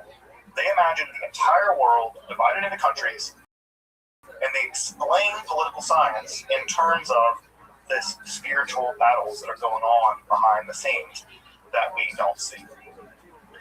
Their literature, which we'll talk about more in just a moment, is typically pseudo-anonymous, although they like to claim that very ancient people wrote them. So Enoch wrote this, or Abraham wrote this, or Shem wrote this. So they like to allege ancient authorship, because, if it's just like Menachem, the dude down the street, wrote this, who cares, right? Like, Manny wrote a book about angels? Oh, yeah, Manny, the guy they like fix their shoes. Like, the hell does he know, right? So, Manny the shoe guy, Manny the cover's like, nah, Enoch wrote this, right? And so he puts Enoch's name on it, right? Patriarch who never died and was like, Noah's grandfather, whatever, father, Noah's father, like, yeah, Enoch, that dude, yeah, he was real. Let's read his book, right? So you throw a name like Abraham on there, and people are willing to read your book. They're not going to read Manny's book about the end of the world. No one cares about what Manny thinks. So let's talk about this literature, right? Let's get into what makes this work, right? Why would anyone write all this stuff down? Well, the first is historical and psychological. You're living as Judahites in a world of theological and political turmoil, right? Now, I don't know about you. I don't like turmoil. And when my life is in turmoil, one of the things I try to figure out is, why is this happening to me? Right? Because we think, because we're stupid, that if we understand something, we get power over it. You don't. Right? You can be real smart, and they basically just like throw you into a jail or whatever, right? But again, if bad things are happening to you, you want to understand why. There's no person I don't think of, right? You can be as existentialist as the day is long, right? And you're still going to want to know what's going on. Why is it happening? Right? Why is this happening? Very few people are going to suffer through immense, like, physical and psychological turmoil and think to themselves, okay, guess that just happened. Right? Most people don't do that. So what do? They try to explain why it's happening. Further, right, not only do they want to explain why it's happening, they want to feel like it's not for no reason. No one likes the idea that you just went through a traumatic experience and it's meaningless. If you're on a rock, free from the sun, in the middle of a void, and in 4 billion years the sun's going to swallow this planet, and every bad thing that's ever happened to you is not only not going to be a memory, this Earth won't even exist. We don't want to, that doesn't make sense from a human perspective. We want to understand why our traumas are happening. We want our traumas to mean something. And so, what do they mean? Well, the overwhelming data we get from the apocalyptic literature is that God has every single thing that's happening in the world. So this is a very deterministic picture. It's that plan, the end of the world. Right? The world is going in a very specific direction, and God is going to make things right. Punishing the wicked, rewarding the righteous, this is all part of the plan. I think I'll spoke Nietzsche a lot tonight. What's wrong with me? Right? I think Nietzsche said, right, that the person who has a why can endure any how. Right? The person that has a why can endure any how. People can get through anything as long as they have a reason why it's happening. Then, right? I think I may have the backwards. Right? And so the idea here, right, is that basically what you get is you get a reason why it's happening to you. And what's the reason? It's all part of a plan. And the apocalypticist has been revealed that plan. Lastly, a big part of this entire whole drama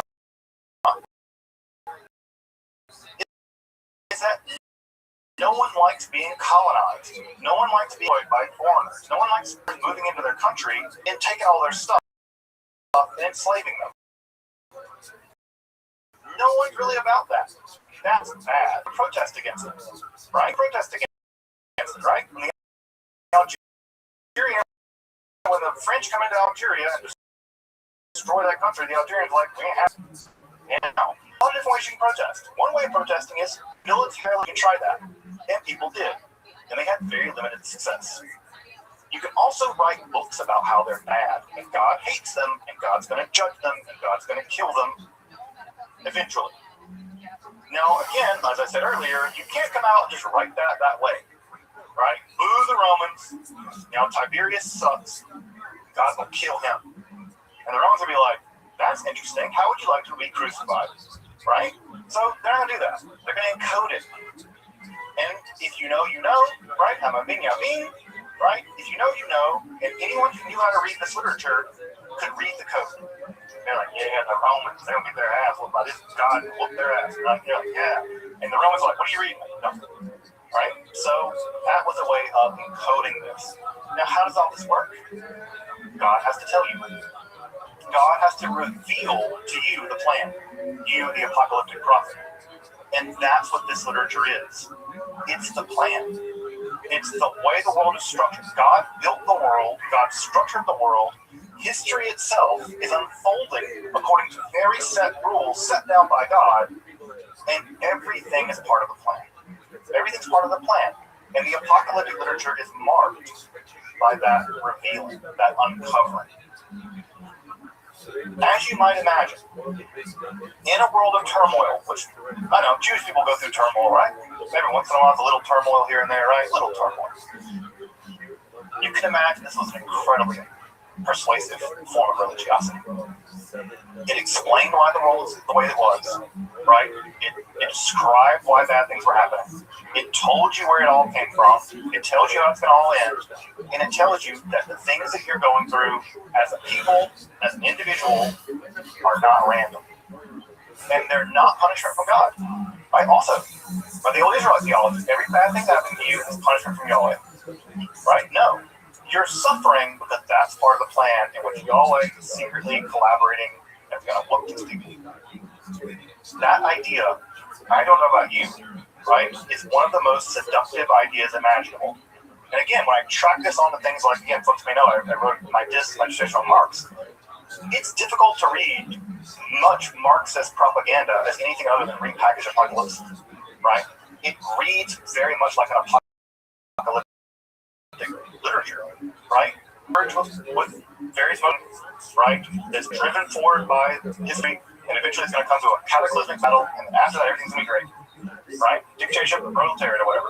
You're like, didn't we heard this already, right? But Marx is like, it's material now, son. It's not God doing it. It's history. So you can see how influential this has been. The apocalyptic form of literature flourished for hundreds of years. One could even argue for 1,000 years, beginning roughly about 350 BCE and extending all the way through the Middle Ages, honestly, right? Because, Jews with the turmoil, they continued. And so the apocalyptic literature kept being produced. Christianity, religion, it's a religion that more forcefully accepts the apocalyptic paradigm than any other form of Judaism, with the exceptions of the Essenes. Those folks looking at Qumran, that wrote the Dead Sea Scrolls, they believed it so much, by the way, that when the Jews revolted against the Romans, the folks that lived at that site, if Josephus can be trusted to do anything other than make Josephus look good, they fought. They thought the world was about to come to its final end. They tried to organize a resistance to the Romans. They were massacred in 2 battles. And guess what? They stored all their scrolls in the caves near their buildings. And they never came back for them. Why? Because they thought this was all part of the plan. Lucky for us, scrolls sat there more or less for a couple thousand years, and now we have them. And we can even see in the literature where they're planning for this battle, even describing the banners and horns they will be blowing and carrying in the battle. And I bet you, when that legion of Roman soldiers were like, why are they blowing horns and stuff, right? And they think that's going to work. And then the Romans massacred them, and they left their scrolls there. Apocalypse is a hell of a drug. I mean, like, when you literally believe God's going to intervene on your behalf at the very last moment to save you, if that's your battle plan, stay home. Right? If that's your strategy, and that was their strategy, it seems. Many of the big books of the Hebrew Bible, like the book of Daniel, is imbued with apocalypticism. The War Scroll and the Dead Sea Scrolls is a very apocalyptic text.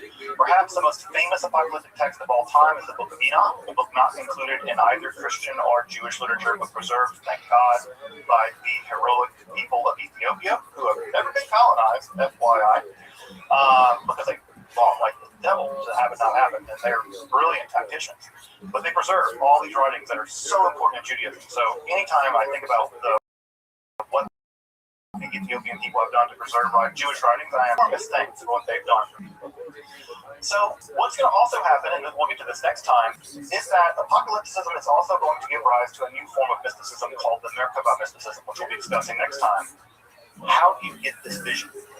How do you go see what God has to show you, or what angels have to show you? Well, spiritual techniques were developed for this, and a new form of mysticism arose as a subset of apocalypticism in which mystics describe going into God's palaces and being shown this stuff. We'll get to them next week. It's scary. As you might imagine, that's what Apocalyptic Judaism, right, and rabbinical Judaism, however, never quite saw eye to eye. The rabbis never fully embraced apocalypticism, right? Because the rabbis are all about the day-to-day keeping on of religious survival, not the titanic battle at the end, right? The rabbis are more like, how do we do Judaism now the temple's destroyed? How do we move the temple into our home? And the apocalyptic people out there being like, judge these people tomorrow. So, in many ways, apocalyptic Judaism was never quite meshed with rabbinical Judaism. And again, I give you one famous quote from the Talmud, right? It says that for every time you try to calculate when the Messiah will come, God delays the coming of the Messiah the years that you calculate in the future.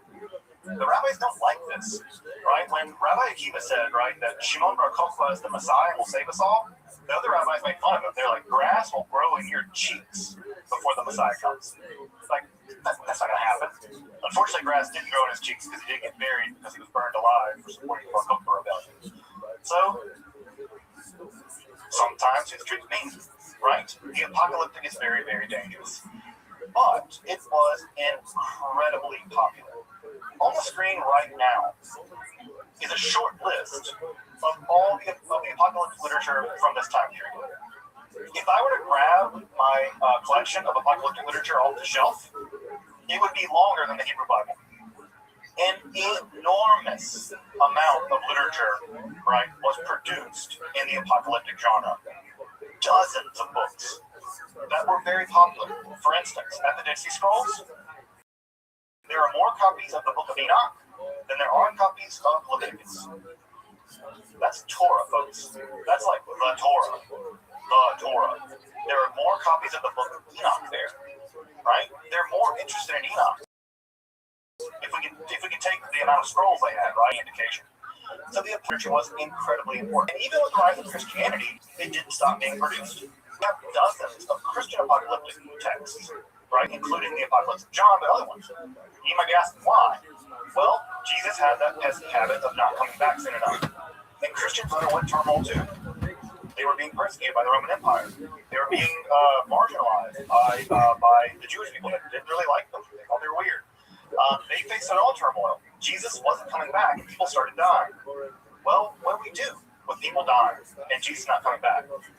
Year after year after year. Well, you invent further and further apocalyptic ideas about what's going on. And the persecutions are all part of the plan, right? Martyrdom becomes a thing you should rush into because it's part of God's plan, right? Part of God's plan. Of course, also in the Islamic literature, apocalypticism would also become enormously influential, and many apocalyptic Christian and Jewish ideas also make their appearance in the Quran.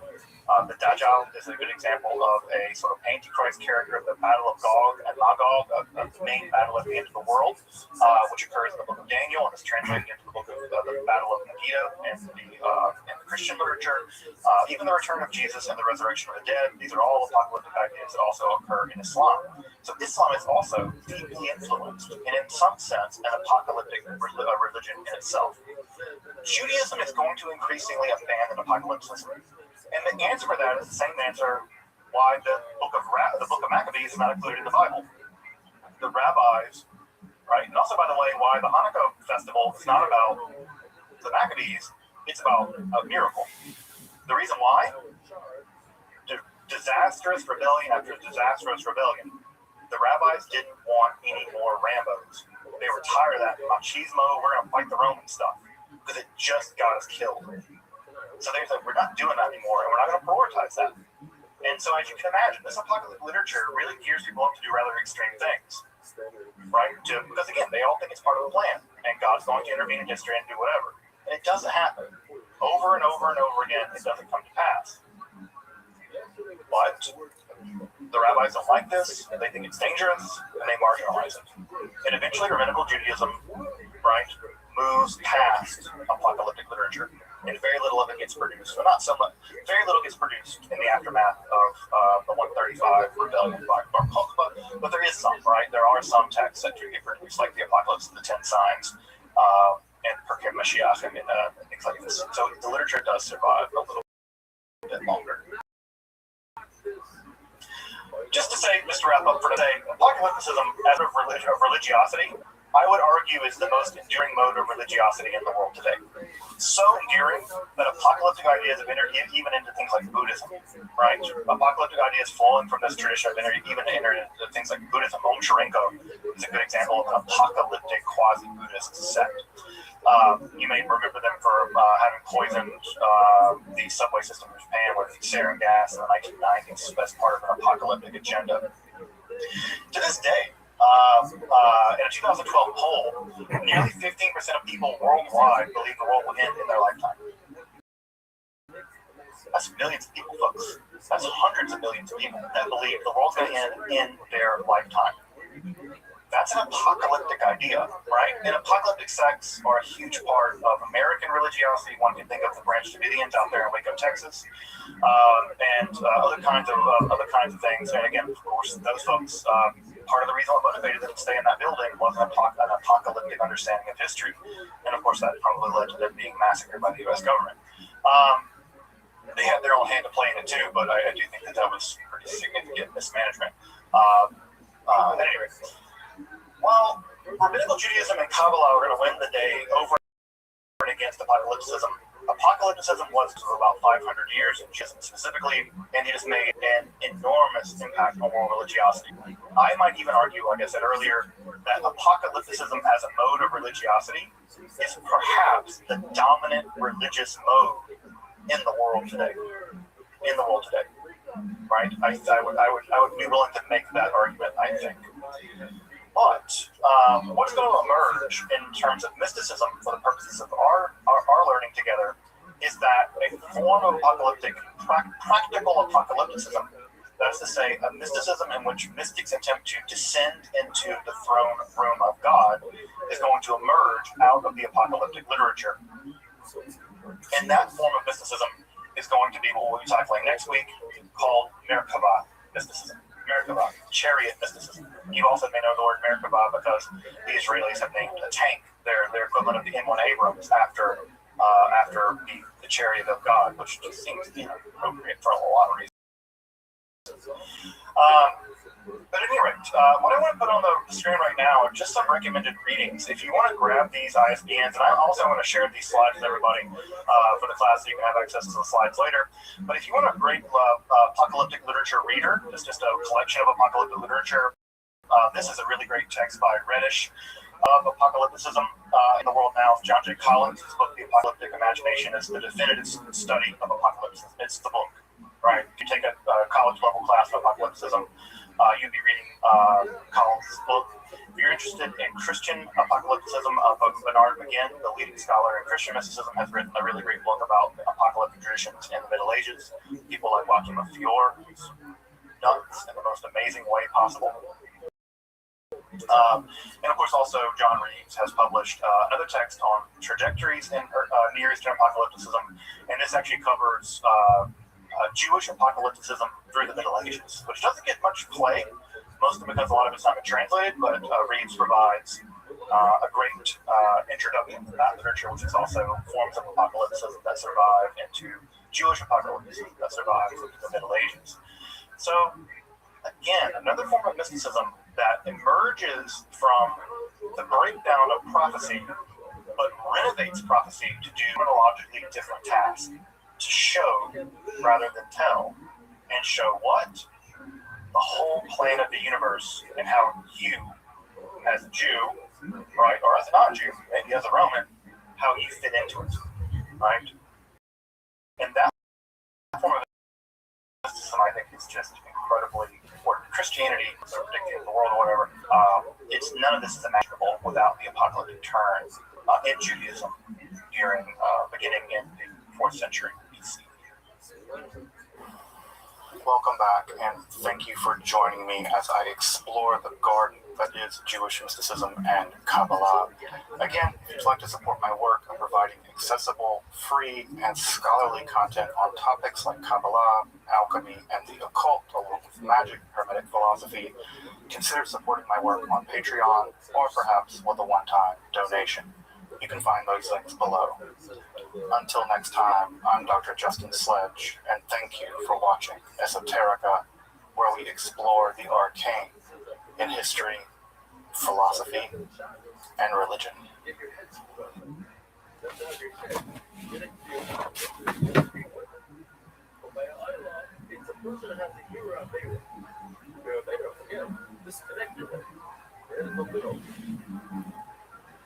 So, you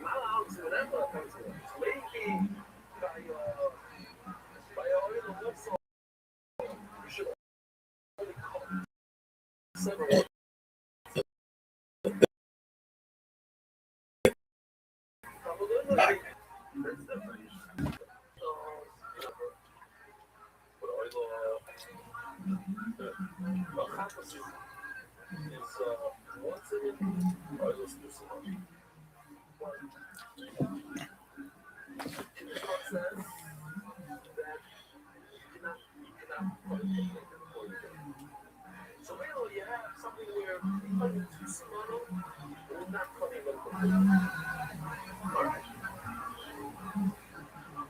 You have two Simano, but you're not coming. Somebody that I'm wrong, yesterday we spoke about they have to come to the community of the seven of hand. They cut the medical and completely off. They agree with all of it. So what's he gonna do? Well, here they agree with tells me that a labor is different. They have to sever, you have to get to Simone, but you already learned they have to cut the whole head off. Obviously you're getting Simone with it. You want it, people are teaching us.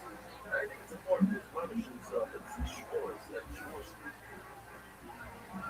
not the fire up. I don't want to sue me. Over and over again.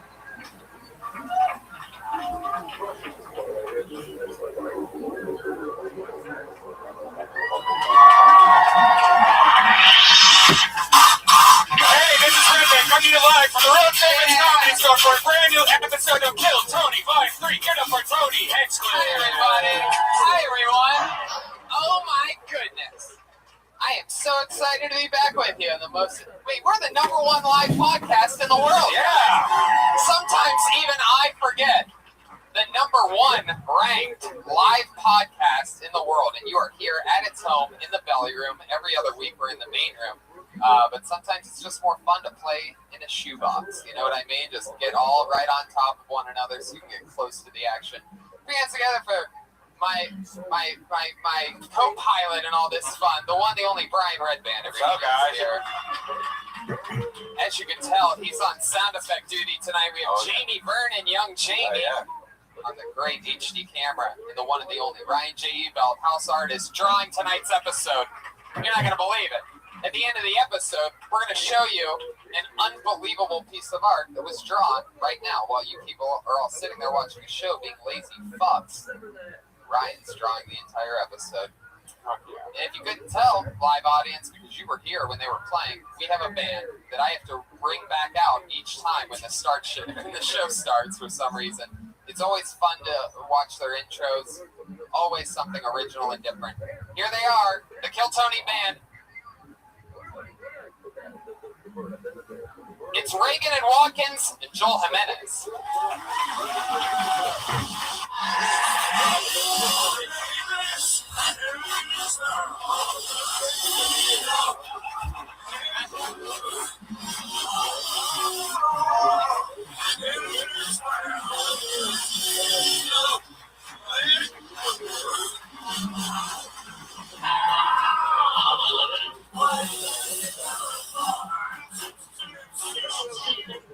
Fuck yeah! They always wait until the applause die all the way out. Here they are, Reagan Watkins and Joel Jimenez. Oh, hey, pals. So this is like some kind of anti-war stance you guys are taking tonight, right? Yeah, we're getting pretty political on Kill Tony tonight. Now, what are those helmets you guys are wearing? Because they look like coffee filters, camouflage coffee filters. These are official World War I sanctioned trench helmets. And then Joel is just wearing a bunch of seaweed. It's a ghillie suit. It's a camouflage suit for jungle territory. Tactical attacks. All right, well, hopefully we'll see some of that tonight. Put your hands together for Reagan and Watkins, everybody. Every single week, I have two of the funniest comedians in the world on this show. This one is what I would call super duper special. Put your hands together for two of the best in the world. The one, the only, Big J. Okerson and Joe DeRosa. Yeah! Fuck yeah! Here they are. Joe DeRosa, you've done this show before. Welcome. I have. Big J, I have wanted you to do this show for 3 years, and now New York comic and super duper friend Big J. Okerson is live on Kill Tony, ladies and gentlemen. I only did it because Jeremiah playing the saxophone is my favorite thing in the world. Yeah, I don't know why, just the fact that he knows how to play saxophone makes me smart. Mine too. I do like that. It's bothering me how much better your intro was than mine. Jesus Christ, Tony. I mean, I know I've been here before, but you can act a little happy. Joe, I'm excited that you're back. Thanks. I've been Also, Joe's here. Joe, you've done this before, but this other motherfucker right here, if I could suck his dick, I would. Well, The undisputed master of disaster. The undisputed comedy king. Joe, I'm happy that you're here too. Thank you, buddy. It's always good to see you. Always good to see you. We're together on the Crowd Show. Yes. Yeah, well, that's Jay's show. Yeah. We'll talk about it. What's your fucking deal? It's on CSO.com. All crowd work. I bring up my favorite comics. Joe DeRosa being one of those. One of my favorite comics in the whole world. Does it make you feel better? I'm trying to make you feel better. It does. He's handsome. I just had to rock a sweater. Do I have another whiskey on ice? Whiskey on ice. Tony said to just order through the mic if I wanted one. I already want one. That was pretty quick. Yeah, I need one. I guess you're going to go grab it. Yeah, another one of these things. All right. Can we do that? Yeah, what do you want? Kool-Aid or something? Yeah, that'd be great. Jeremiah, you don't ever drink. Nope, clean a whistle. Why don't you drink? Like, yeah, great. Why don't you drink? Never have. Never have? Yeah. I don't trust people like you. All right. I don't trust anybody that's like, I don't need the stuff. I don't know what to tell you. It's like, really, you look at this world and you go, don't need to fuck that up at all. Looks good to me. No, I don't trust you. Something's wrong. You're lying. Joe, he finds happiness in the alto sax. Well, Flats are my drinks. Well, my drugs right here. The only cocktail I need is a nice melon.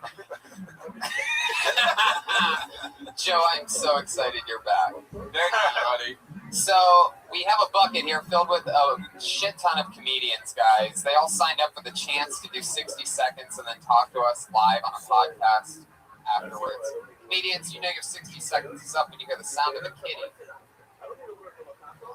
It's adorable. That means wrap it up then, or else you're going to bring out the angry West Hollywood bear.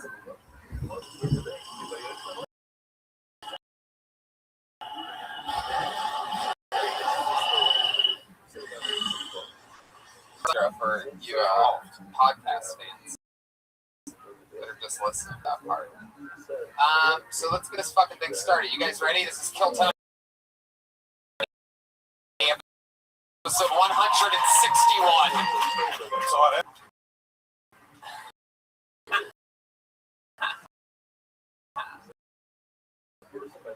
Anything can happen, as we found out last week. Put your hands together. 60 seconds uninterrupted for Michelle Westford.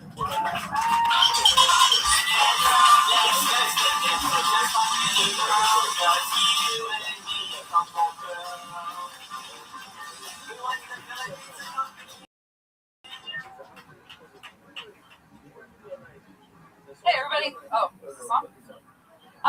So you guys got engaged. Yes, that was 6 years ago yesterday. And I personally want to thank Facebook Memories for reminding me about that solid in my life. So I'm single. I should have known things weren't going to work out. He started buying me passive-aggressive presents, like a 6-month subscription to Match.com.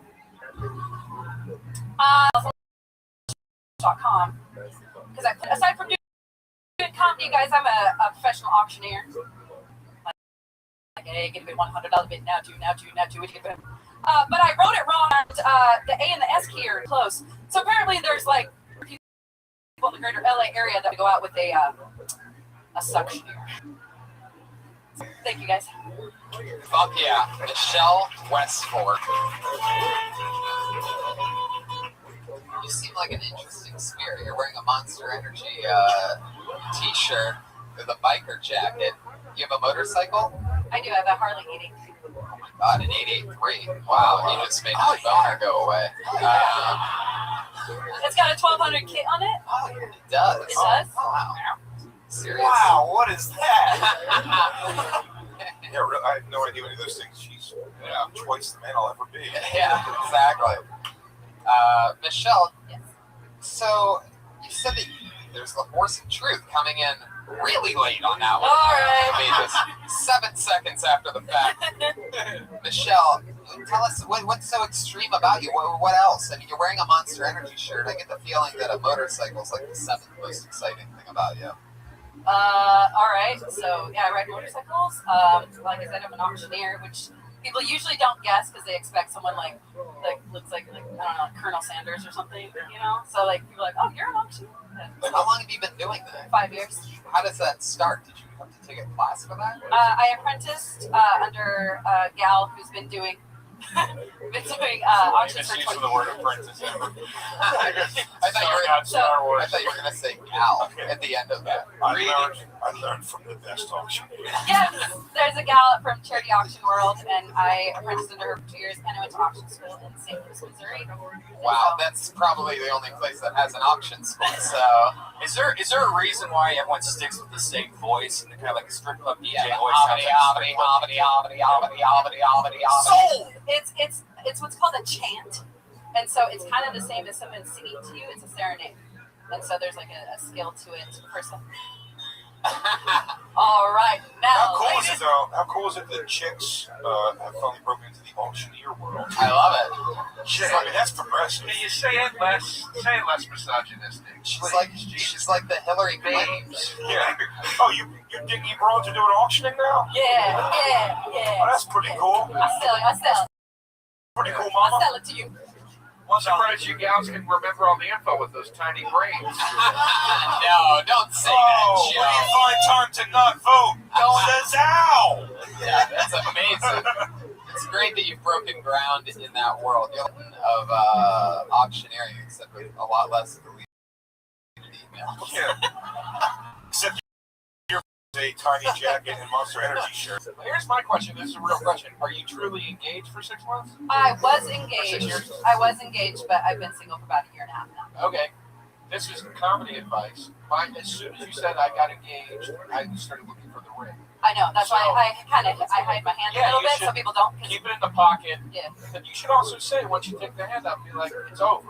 Like, it's fucking done. it is over. Yeah, you should go a little Thanks. farther into this. It's totally over. You did pitch it though, like I thought you were still engaged, so it's just taking a long time.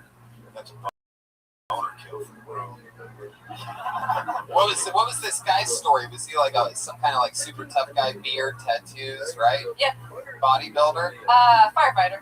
firefighter. Fuck yeah. You gotta know. See, there's only certain types of guys that can even please a woman wearing a Monster Energy shirt. You understand? She did present them like they were in the same sort, like you were close. Right? Yeah, totally. Bodybuilder, just like firefighter. Yeah. All those guys do is lift weights all day. That's why it didn't work out, because you guys are too similar. Opposites attract. As Paul Abdul once said, you gotta start fucking a cat, a cartoon cat, Yeah. and then it'll work out. Get a little sidecar for Who you. also raps. You gotta rap. Yeah. Kidding. I thought you fucked Joe DeRosa. He's very opposite. What am I, a piece of meat? You should fuck Joe. You should fuck Joe. You should fuck Joe. You should fuck Joe. Is that possible for you to go from a firefighter to a postman? Anything's possible. Oh shit, he's loading up over here. Because your face has been annoying me since I sat down here. You look like Liberace right at the end. Oh my god. Oh my god. Oh, you got the AGest face I've ever Oh, seen you in my son of life. a bitch. Now fucking blow me. You son Actually, of- don't, because you look AG. Oh, you can't get AIDS from getting a blowjob, Joe. I heard that Joe should really switch blow. back to Sprint. Did you guys know that? Oh, Thanks, man. Jeremiah, for coming to my defense there. Don't you mess with Tony. Did you just go back with Sprint? I think he's making a joke. Verizon Looks like the guy. Verizon guy. Yeah. Oh, yeah. do we have to spell out the genius? Sorry, I was going to ask Joe if he needed some help. You need some help? Right. I'm AT&T all the way. Hey. AT&T, but he still does eat Subway constantly. Fucking Tony, you can get a blowjob from, or you can get AIDS from a blowjob. Oh, okay. Yeah, you can. Yeah, you can. Right, You get right a bloody dick and a bloody mouth. What's going to happen? Oh, okay. Who's the girl who's going around being like, oh, a bloody dick? Love to suck that thing. Right. No, I mean, it it's just so open happens source. I have a bloody mouth. Oh my god, what is happening right now? Oh no, don't do this, Michelle. You are not young enough.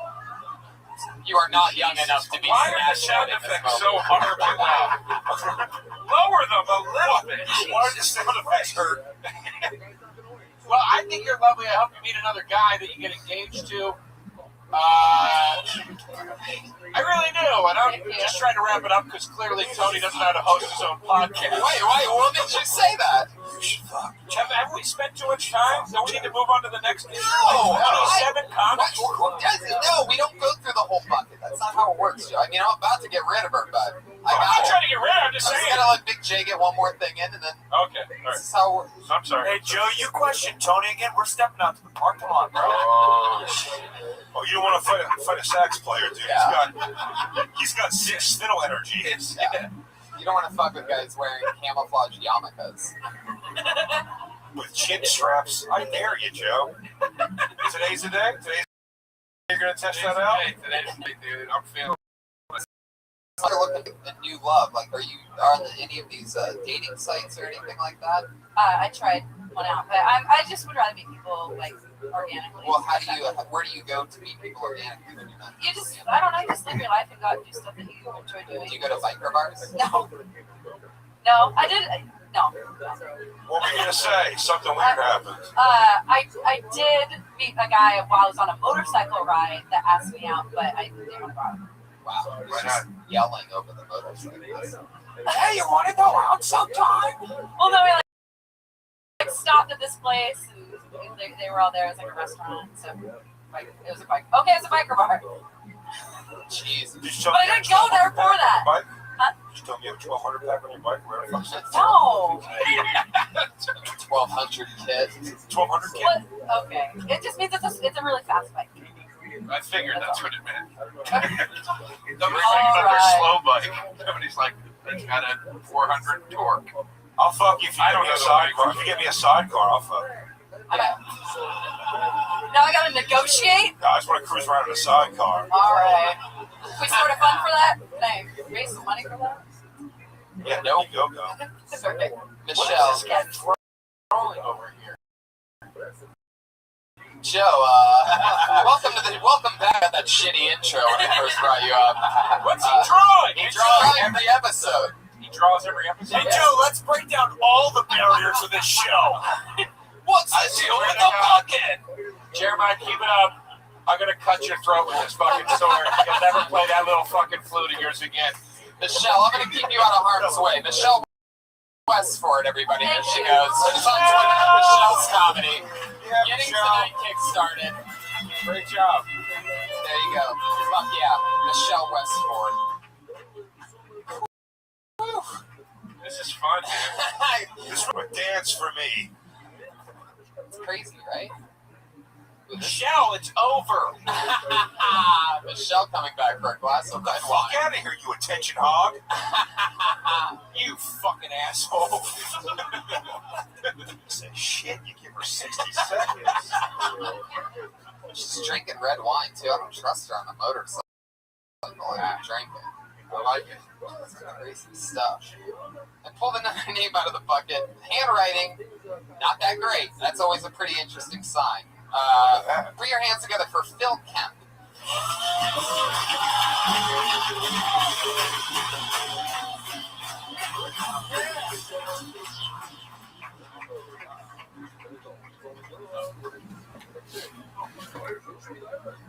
Hey, what's up? So a lot of women don't want to fuck me. Probably because I do a really good impersonation of Schmeagol from Lord of the Rings. In the bedroom, while having sex, I'll be in there like, Glass, my precious will cancel. It gives me the blues, so I'll do this bit for y'all called the Schmeagol Blues. Oh, yes, I want the precious. Oh, how I want some back. Oh, yes, I want the precious like it's a fat rock and crack.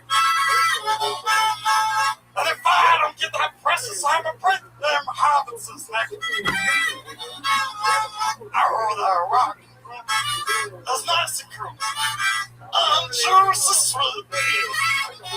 I only wish to catch us a fish so we can eat. Oh, my friend, it's so good to me.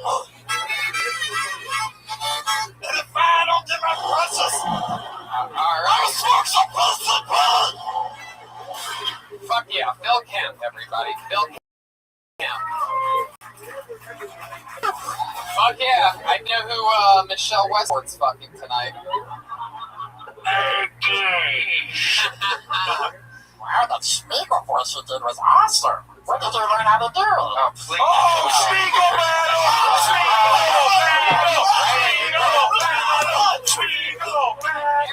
Everybody's doing the one voice that they know. This is, we're on 8 Mile Road in the fucking Shire, y'all. Yeah, this is it. Bill Cosby came and talked to Joe. Hey, Joe, and then Jack Nicholson showed up, right, folks? Hold on, let me turn around and turn back as Jack Nicholson. You can't handle the Schmeagol. Overall, so I'd say that's a pretty good performance, Phil. Sucker for a pun. I love it. What's your story? How long have you been in Los Angeles? 24 hours. He went from the Orlando club shooting. Jesus Christ. Whoa.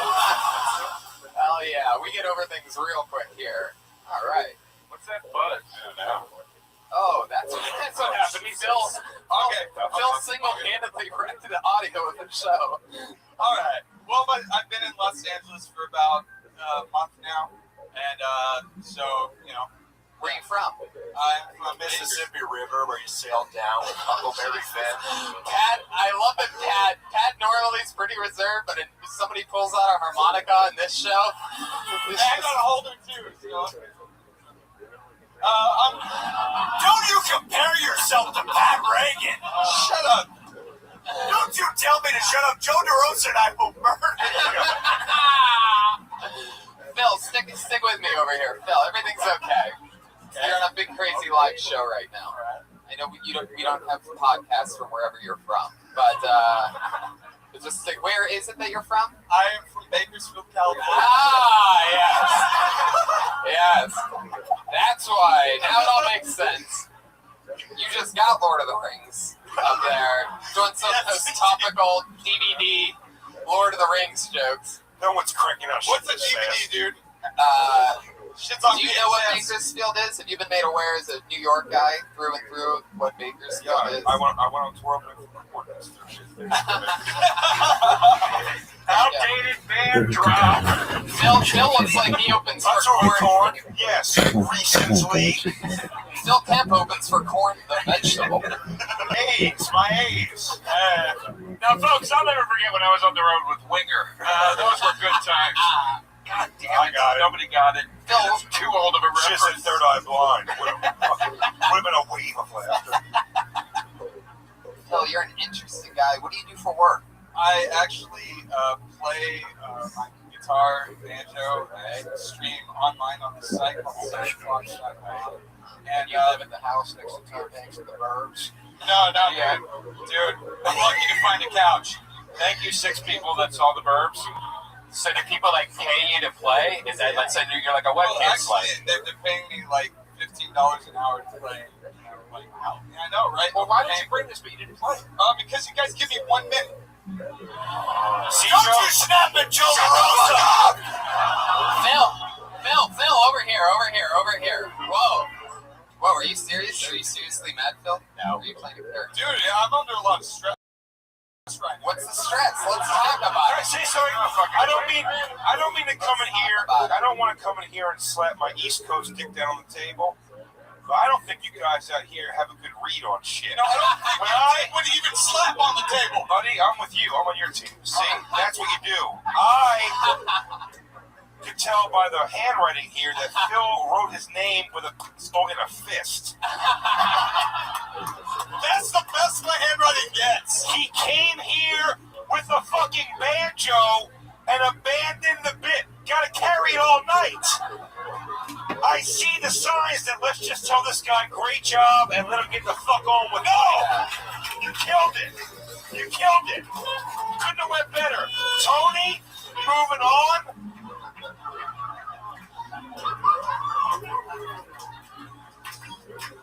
Me and you are good, Phil. We're good peeps. Yeah, okay, cool. Jay said it best. There's nothing to say after that. Phil, how often do you do stand-up? Like, almost every night. Wow, I love that. So you make money online during the day. And then I go do stand-up at night. I basically perform for 8 hours of the day, and then I'll go do it 5, whatever cool shit at the night. And then, I on Saturday, I'm having my live album release party in Ventura, California. Can we hear something, Del Taco? You want to hear one? Yeah, I would love to hear like a quick little ditty. A little ditty? Yeah. I think it's an AK-47. You fuckers clapping this. You trust nothing else. I'm only...